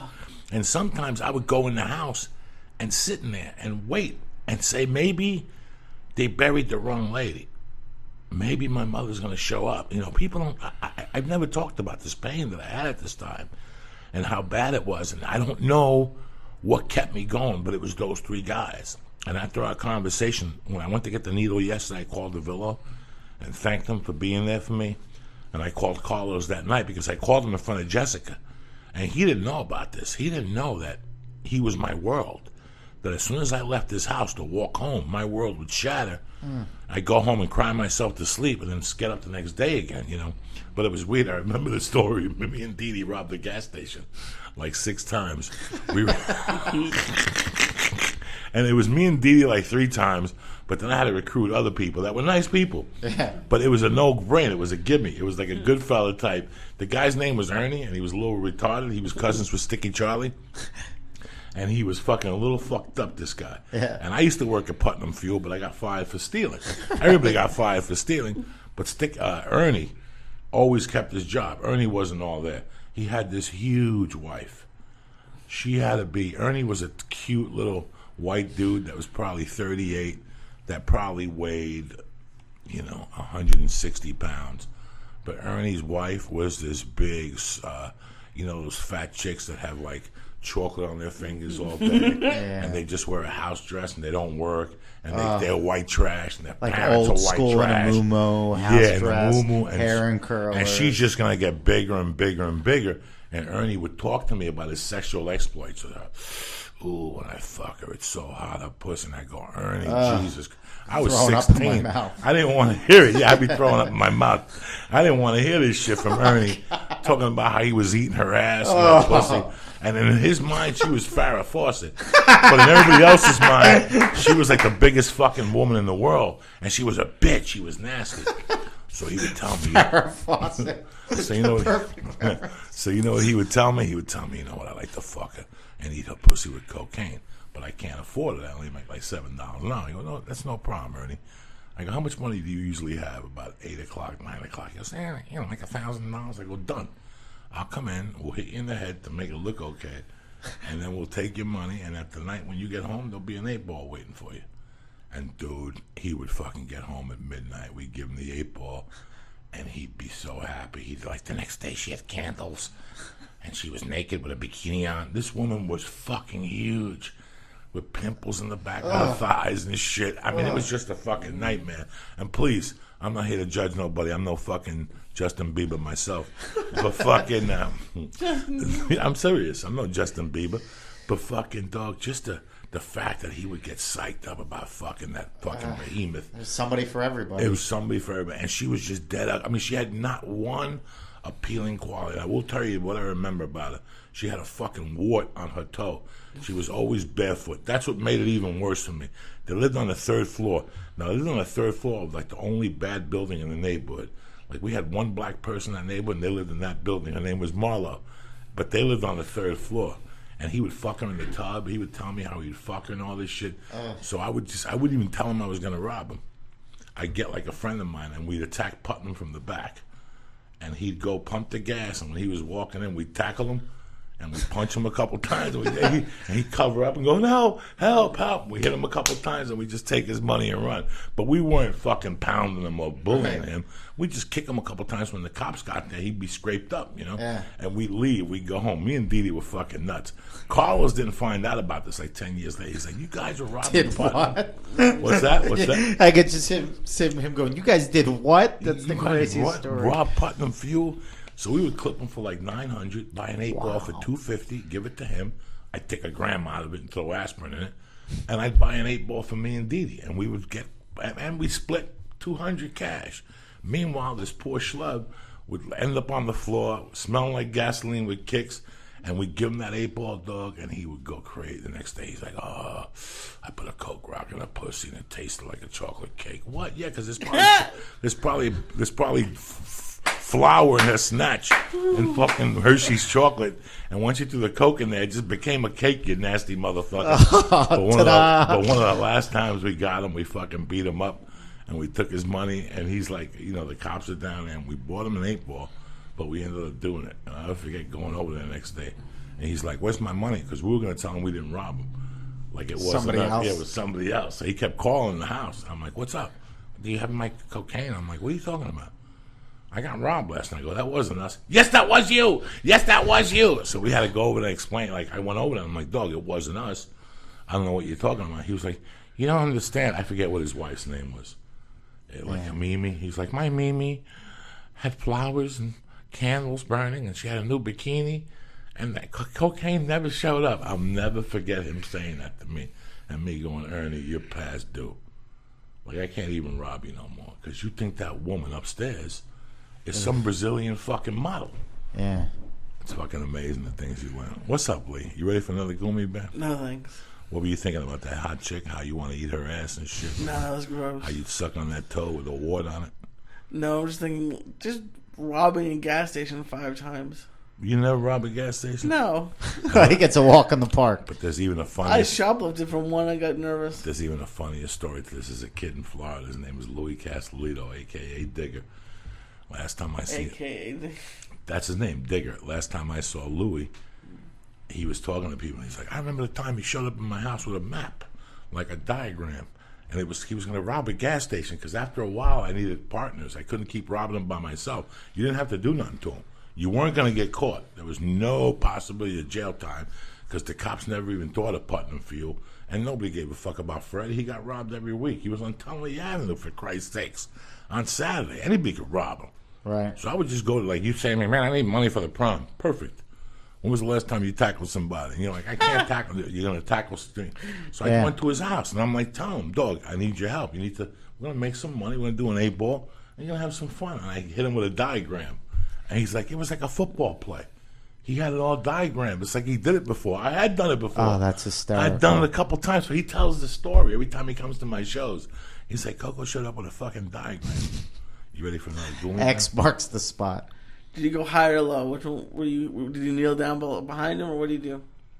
No, once you tackled him, then I came out and we went in his pockets and we sit on him for a little, get him inside control, and we'd take his cash and he'd go, stop, I'm calling the police. And then we'd run away. We'd kick him in the leg or the thigh, and we'd run away. No fucking biggie. What the fuck? Does this country forget how to have fun? This fucking country has forgotten how to have fun and how to earn $1. It just... sometimes they're gimmies. Sometimes you go to the gas station guy, and you go, let me ask you something. How much do you make here a week? I make $200 a week. Let me ask you something. Let me come back. I'll kick you in the fucking head. And let me take the money and we'll split it. We'll chop it we'll chop it 2 ways. That's hysterical. And don't go for it. You just have to go on diplomatically. You know what I'm saying? I'd rather get kicked in the head and get half an envelope than get kicked in the head and get nothing. Right or wrong, Lisa? Yeah. You don't even know what the fuck I'm talking about. Let me give a shout out to some fucking beautiful people here, because I don't know what I'm going to do with Lee. We give him a half a Gumi Bear. Look at him. He looks like a fucking mook in heat. A freak without warning. My appetite for sex makes me so horny. John Wolf G. What is this over here? Raised by Wolves, I love you. Jeremy Katsu. Death Squad, Connecticut, and the rest of the affiliates all over the fucking world. Get your shit together. We're taking over. Orlando Perez, Joe Farrier, and Jay Bish, the teacher up in Pittsburgh. Keep swinging, cocksucker. Besides that, what's going on with you, Lee? I don't want to hear no fucking stories. About what? Can you believe this? Can you believe this fucking cocksucker? Let me fill this up. It's time for you to hit some vapors. Your new name's going to be Lee Vapors. It's amazing. I used to rob a gas station. I forgot all about that fucking shit. That's why I love when I sit with somebody. Because like I told Jess, I go, I'll never think of this shit by myself. Right. I need somebody. How do you not think about it every day? You're like, oh shit, I hope they don't come and get me for when I robbed Putnam Fuel. First of all, Ernie's probably dead. That fat fuck probably sat on his face and a clit surrounded his mouth and he couldn't breathe for fucking days like an octopus grabbing you. It was like one of those tentacles from an octopus. What's with the hand up? Do you think Pontius Pilate said no? Yeah. He said, keep kicking him. You know Oh, Jesus. he said, keep kicking him. Oh, that's terrible. Oh. It's Friday, people. I'm trying to wake up the world here. And I got fucking this guy, and you're upset because Pontius Pilate. You know I love it. Throw some holy water on it. You got any holy water? You didn't bring no holy water with I'm you? going to have another donut. Have 2 more. What the fuck? First off, I'm going to put it this way. Yesterday I went on the Rogan podcast. And after the podcast ended, we spoke about Onnit for about an hour and the benefits of it. And he's right. You know, people take regular supplements. That's not what Onnit's for. Onnit is for fucking optimization of your fucking life. You know, that's why I always take the Shroom Tech before I fucking work out. That's why I take the Alpha Brain when I'm writing. Like right now, I've been off the Alpha Brain for 4 weeks. But Monday comes along, I'm going to go right back on the fucking Alpha Brain, you know. All these things have helped me tremendously. We're not fucking here. You got a money-back guarantee with Alpha Brain. You don't got to return the product. Order it the first fucking time. That's how much they believe in their product. They got the Hemp Force Protein. They got the Hemp Force Protein snacks. They got one of the things that has helped me the most when I fly, and that's a turnaround fucking 180. When it comes to feeling good, Onnit has the fucking answer for you. You want to work out, you want to do the fucking kettlebells, you want to do the fucking ropes and all that. Onnit has that also. I can't get you a discount on that. What I get you 20% off is any of those supplements. So do me a favor, go to Onnit.com, look around, read the testimonials. They're not fucking with you. That fucking 5'6" Sicilian doesn't look the way he does because he sits there and he counts 20s all days. He works, he knows about his vitamins, he knows about his minerals, he knows about his fucking supplements. Do me a favor, go to Onnit, read up on it, go to joeydiaz.net, go to the Onnit box and press in. Church. CHURCH, get 10%, 20% off, receive all the fucking paperwork and all the emails they have about upcoming things and what they got going on. They're sponsoring Mike Dolce, they're doing contests with Mike Dolce. Onnit does not fuck around. I would not fucking lie to you, okay? Even multivitamins, I live off that fucking Hemp Force Protein. I live off that fucking Alpha Brain. So get your shit together, okay? Go to Onnit.com, press in CURCH, and get your fucking life together with Onnit.com. The same thing with Nature's Box, okay? You could sit here, we're having a good time eating Yum Yum Donuts. They sponsor the show fucking unofficially, you know? We got 2 fat fucks and a medium fucking spare rib over there. So things fucking go down in their life. But let me tell you something. A good, healthy fucking snack is NakedYourBox.com. You push in Joey. In the box, you get 50% off your first order. Get the sesame sticks, get the fucking cashews, get the pepper fucking cashews, get the chocolate covered almonds. They will fucking, these snacks are tremendous. You know when you buy a bag of chips and then you open it up and it says, they lie to you. They always say it's 160 calories, but then you realize 160 calories a serving, and you've already had 2 fucking servings. Absolutely. Okay, listen, the fucking calories, they'll have all natural fucking vitamins in there and supplements and whatever the fuck you call it. All right, that's nutritionalist approved, and most importantly, yes, they do business with Monsanto, and that's who you want to be. No, it's a fucking joke, cocksucker. All right, go to naturesbox.com. They have tremendous, nutritious, flavorful fucking snacks. I sat there with Red Band the other day, ate a bag of sesame fucking sticks. They are tremendous. Go to naturesbox.com. press in Joey. in the box and get 50% off your first order. But Joey, how does that work? 50% off your fucking first order. There you go. That's Nature's Box right there, coming out of my fucking asshole. You understand me? Because that's how we work in here. I can't wait to smell that fart. Naturesbox.com. Go there right now. Cut the shit. 50% off fucking snacks, okay? And they got the black and white granola. They got the fucking stuff that'll make your asshole sing like mine just did. That was a Whitney Houston solo he just did. That was a solo from I'll Always Love You. Just my asshole interpreted it wrong. Number 3, the best vapor pen in the market. My main motherfucking gangsters over at naileditlife.com. Tremendous vapors, you understand me? Go to Nailed It Life and press Joey Diaz, Church, Lee on the elliptical. Get 20 fucking percent off. That's right, you heard it right. 20 fucking percent off. You got a tremendous guarantee. Like I told Dave and Peter last week, one good thing I always hear about Nailed It Life is they have a tremendous customer service. And in my world, it's all about customer service. It's like he told me, he goes, I'd rather send you a battery than you write a bad review. It cost me $3. Go to naileditlife.com, the best vapor pen on the fucking market, and it's backed 100%. Let them know you're doing business with the fucking Flavor Brothers, and you get 20% off your fucking order. You understand me? And they got the gummies and manos. So remember what I told you. On it. Naturesbox.com and fucking Nailed It Life. Did you smell that fart? No. Did you? No. Yes. That's because it's fucking Nature's Box. I love that you broke out the Monsanto joke. Hysterical. I love that you broke out the Monsanto joke. How about you another fucking goomy And then- cocksucker? and then- How about I put a vapor tube up your asshole and press the Sicilians light? know about nutrients and stuff for on it? You're like, what do you think that Sicilian does? Joe Rogan. Joe Rogan. Oh, him. You fucking good. Look at you. You want another candy bar or no? No, Why not? I'm way too high as it is. You're not way too high. We gotta go to kettlebell class. You better straighten up. What are you about? Huh? What do you think this is? Immigration? It's not Michael Jackson, and this is not Thriller. What's going on, Steve? I'm loving life. I'm just happy to be here with you guys. I wouldn't even been awake, but you called last night, and I go, all right, that's it. Uncle Joey calls. Where'd you go last night? You know Brad Williams? Mm-hmm. He had a little party over at his house because he's going to Brazil for the World Cup. Okay. So he goes, come over, have a sandwich, have a drink if you want to drink. And then I did that, and then I went out with a nice young lady. It was a beautiful night. It was my only night I'm not doing comedy this week. You're beautiful. That's why, because you're dedicated. You're not like other people I fucking know over here that just want to jump up and down and do movies and shit. I'll fucking stab you, cocksucker. From now on, you got to have a notebook. Where's the app? Lee is responsible for the Church of What's Happening Now app. Every week, I want you to hit Lee up and go, yo, where's the fucking app, cocksucker?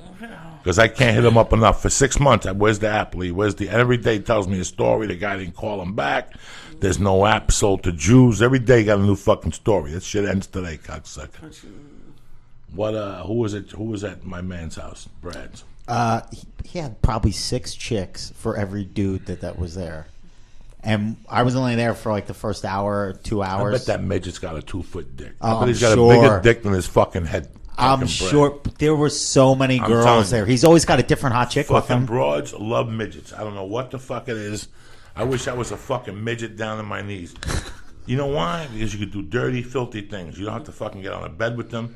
They could just eat your ass by fucking standing up and on their tippy toes. Can you imagine if you could eat somebody's ass on your fucking tippy toes, Lee? I haven't heard the expression tippy toes in 30 years. What's that? Tippy toes. Tippy It's true. toes, that's hysterical. Can you imagine Lee just picking up your toes and having your nose in some chick's asshole, sucking that fucking... Remember, Lee, if you want to lose weight, ultimate weight. A lot of people don't know this. Pussy juice is better than grapefruit. Some people eat a grapefruit with coffee in the morning. It's going to burn the enzymes. Let me tell you something. You get that puss and you dig deep. You finger that motherfucker. And you get some of that juice from the walls to come out. Let me tell you something. You get some of that fucking cane juice to come out of those walls. That old sperm that goes in there and sits. That shit. Boy, I think Madonna got so thin like that because she fucking don't fuck around. She sucks ass pussy over there. And she goes to England just to suck like 30-year-old pussy. It's got that juice. And that juice keeps your skin tightly. You'll look like a fucking young Jew. What's the matter with you, Lee? Look at the shape of you and shit. Yeah, you all right, my brother? I'm good. You excited about your new future? You're a thin, healthy young man. No more fucking couches. No more fucking Green Bay. No more New England. Tweets. Who's sending you tweets? About the apps. They're already sending me Sure. tweets. Yeah, no more fucking around with you. You're taking it back old school. You're not making money off New England. What do you give a fuck? So every day before a game, you watch. As soon as the game comes on, hasn't even started but yet. this is what your new plan is for the year. When New England starts, you're exercising.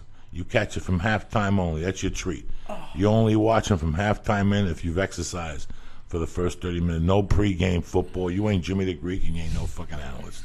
You don't. It's not like you bet. You don't give a fuck. You're just jumping up and down. I'm from the neighborhood. Who gives a fuck? You think they're jumping up and down for you? Lee's on the church. They jump up and down. Yeah, what the fuck? It's over. We're going back to old school here. Lee dedication. You're putting out a yarmulke again. We're going back to traditionalist. Why fucking around? All right? You know, no more Chipotle. No more of that shit. No more disgusting food. No more vino de buc. Buca de pep. That shit you ate with them fucking artificial Italians. Ago. It's still, you still like that shit. That shit's all coming to an end. You're on salads and fucking pencils. You understand me? Salads and pencils. What's going on? What do you do with pencils? Shove them up your asshole. I don't fucking know. What do you That bother me guy for? spit. Would you like to buy a pencil? Yeah, no, Yeah, would you I'm like to gonna buy a flower so I can shove it up your ass? So great. So that's it, my brother. I love you to death. I'm happy you're doing what you're doing. I couldn't do this podcast without you. So you got to be happy. You know, the beautiful thing about the podcast is every week people send us these emails. Joey, you and Lee are helping people more than what you know. Really? You fucking momos are helping us more than what you know because you keep me in check. Yeah. You know, you keep me in fucking check, you know? And the same thing with Lee. You make me want to go out and do better material for you. You make me want to come here and write what I'm going to talk about on the podcast and be prepared and pick good music for you. So it's not all about you guys. You guys are doing the same for me, and I want you to do the same for this fucking Ganook here. Look at you. It's over. It's over. These people love you. They want your health. They want the best for you, Lee. Without you, we can't do this podcast. So from now on, I don't want to hear that you're packing. I don't want to hear you picking your mother up at the airport. I don't want to hear nothing. The first thing after we fucking leave here is you're jogging. You're walking. You're getting your life together. You're breathing. You're going to get a notebook. You're going to write down your goals in your life and what you've done every week. And that's it. No more packing. No more I'm home eating. No more nothing. Before you even go down there to pick up your fucking girlfriend to eat that Mexican heart food that'll kill you, you got to run around the fucking North Hollywood Park. That's the only way you could do it, Lee. Because then, instead of eating 4 enchiladas, you know you just walked 4 fucking laps. You just walked 4 fucking laps. I ain't eating 8 enchiladas. I'm going to eat 3 of them, and I'm not going to eat the Mexican rice. I'm going to have a salad. Do you follow me? And you can still have your enchiladas because in the Mexican rice, it's 8 points a fucking cup. You ain't got time for Mexican rice. I don't even look at Mexican rice no more. If I got to eat rice, I'll eat white rice if I definitely have to. I had pork fried rice last week and whatever. I had a little cup of it. Nice. And I could taste the grease in it. It was delicious. Yeah. I'm not going to sit here and lie to you. They ain't nothing better than Mexican rice with that fucking pig fat in it and that lard. That's why it's 8 points of fucking... That shit and the rice at Benihana. That gives you a heart attack. Good. That's why that rice at Benihana is so delicious. That shit will kill you. So that's all, boy. That's all they're going to tell you on Weight Watchers, Lee. They're going to say to you, Lee, we don't give a fuck if you eat enchiladas. Well, how many did you eat last week? Oh, I ate 6. That means you ate 8. So eat 3 with a salad. Tell fucking mama or grandma, go, you want me to keep fucking hanging out here and buying cakes and everybody has a good time? You got to feed me healthy. And she'll know. She'll know. Yeah, I mean, my plan for now is not to have any of it because I can't. No, I'm you the gotta worst have. at I don't want you walking around wounded. I don't want to leave. Like, Lee, when you can't have an enchilada, you're gonna walk around wounded. It's like having a chick with you that's a whore and you can't eat her pussy. Why have her around? You know what I'm saying? Right or wrong? It's like hooking up with a chick that sucks 1 million dicks a day, and you don't want her to suck your dick. I need for you to live. I need for you to have a life. With that. The Church of What's Happening Now, always. Steve Simone, what's happening, bro? Thank I want you you for to tell having me a fucking story, a cancionette, something. You know what I'm saying? I want you to drop some knowledge on me today. You got nothing for your Uncle Joey. I bought donuts. I'm here. I'm hanging out. I'm listening. Donuts. I'm laughing. Fuck donuts. I want you to be involved. I want you to tell me a story, something. What happened? Did you and your brother jump up and down the beds this week or nothing? You didn't see the Wizard of Oz backwards? No. Tell me something, you But do you remember? I was talking to my brother yesterday about in the 80s when they were talking about the backward masking in heavy metal songs, that if when you played them backwards. Right, they don't do that no more. No, nobody's talking about that anymore. Rianne she don't want to suck the devil's dick. Yeah. So she already caught a beating. So why are you gonna fucking talk bad about the devil or play the music backwards or whatever? Lee, it's fucking Friday. I can't send these people off. What's the thing that what's that movie with Al Pacino and the other kid? I send you amongst weaves against. I send you out. There's a passage in the Bible. What, the Devil's Advocate? Yeah, the Devil's That Advocate. movie was pretty scary. That's a scary movie. What's the line? He says to him, I send you out amongst the lambs. That's what I'm doing with you. I send my only son out there amongst the fucking wolves, dressed as a lamb or something like that. Something like that. How the fuck do you go to church Pacino every was Sunday and you don't creepy. know this passage? What am I going to do with you? Oh, I didn't know if you were quoting the You're movie, a the sheep amongst the lambs, that one? Yeah, what is it? I don't know. This is what I'm talking about. I got a fucking half a Catholic and a half a Jew here. We got to get back to traditions. You understand me? Why don't we just open up a church for you two fucking momos? We got ropes in there and whips and protein powders. And, Why are there whips? I don't know, Lee. It's an expression. When was the last time you whipped somebody? Never. Well, that's my fucking point. Why don't you get a whip this week and whip Paula? Would you ever No. consider it? Just put her against the wall, whip her. That sounds You terrible. fucking Viva Zapata, you cocksucker. When did you whip anybody? I whipped Terry last night with the back of the belt. Called her a fucking Indian. No, I didn't. If I hit Terry with a belt, I wouldn't be here right now. I'd be lit on fucking fire right now in my bed next to the cat.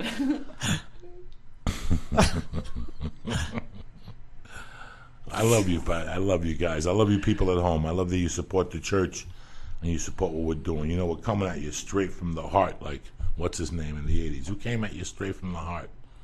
Everybody knows right from the heart. Put on the King of Rock by fucking Rum DMC. That's what we're ending this Oh, motherfucker. shit. Out of respect for my main man, Steve Simone. I love you guys. I want to give a shout out to On It, a shout out to naturesbox.com, naileditlife.com, escapepodtank.com, my people over at fucking Hulu Plus, 2 weeks for free. I got my motherfuckers over at Dollar Shave Club, giving you razors and fucking knives and whatever the fuck you need. The rest is up to you. The rest is up to you, people. Like I said on the Rogan podcast the other day, keep showing up. Something good will fucking happen. You know what I'm saying? Keep showing up. That's all that matters. Even if it's twice a week, you showed up.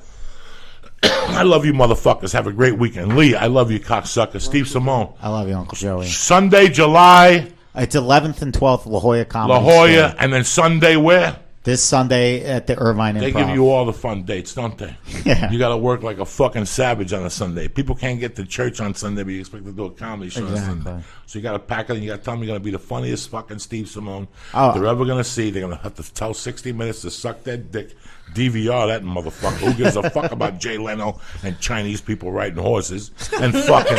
Chinese people. Yeah, right? every week they throw you with a story like I'm supposed to give a Frenchman's fuck. You understand me? Go see my main man. What's his name? Steve Simone this Sunday. You want another edible before? Let's do another half. No. No, And his look. podcast, Good Times. A little and a half of gumi. No. Just to get the party started. It's already started. Just a little. What started? I'm there. All right, as long as you're there. And my main man, Lee Syatt. Have a great motherfucking week in the Church of What's Happening Now. Constantine Rain, Water Boxer, Cleo, fucking the kid in the Germany, the little Spanish kid in Germany, El Nino. I love all you motherfuckers. Stay black. Thank you, Joey. Thank you. Now that the show's over,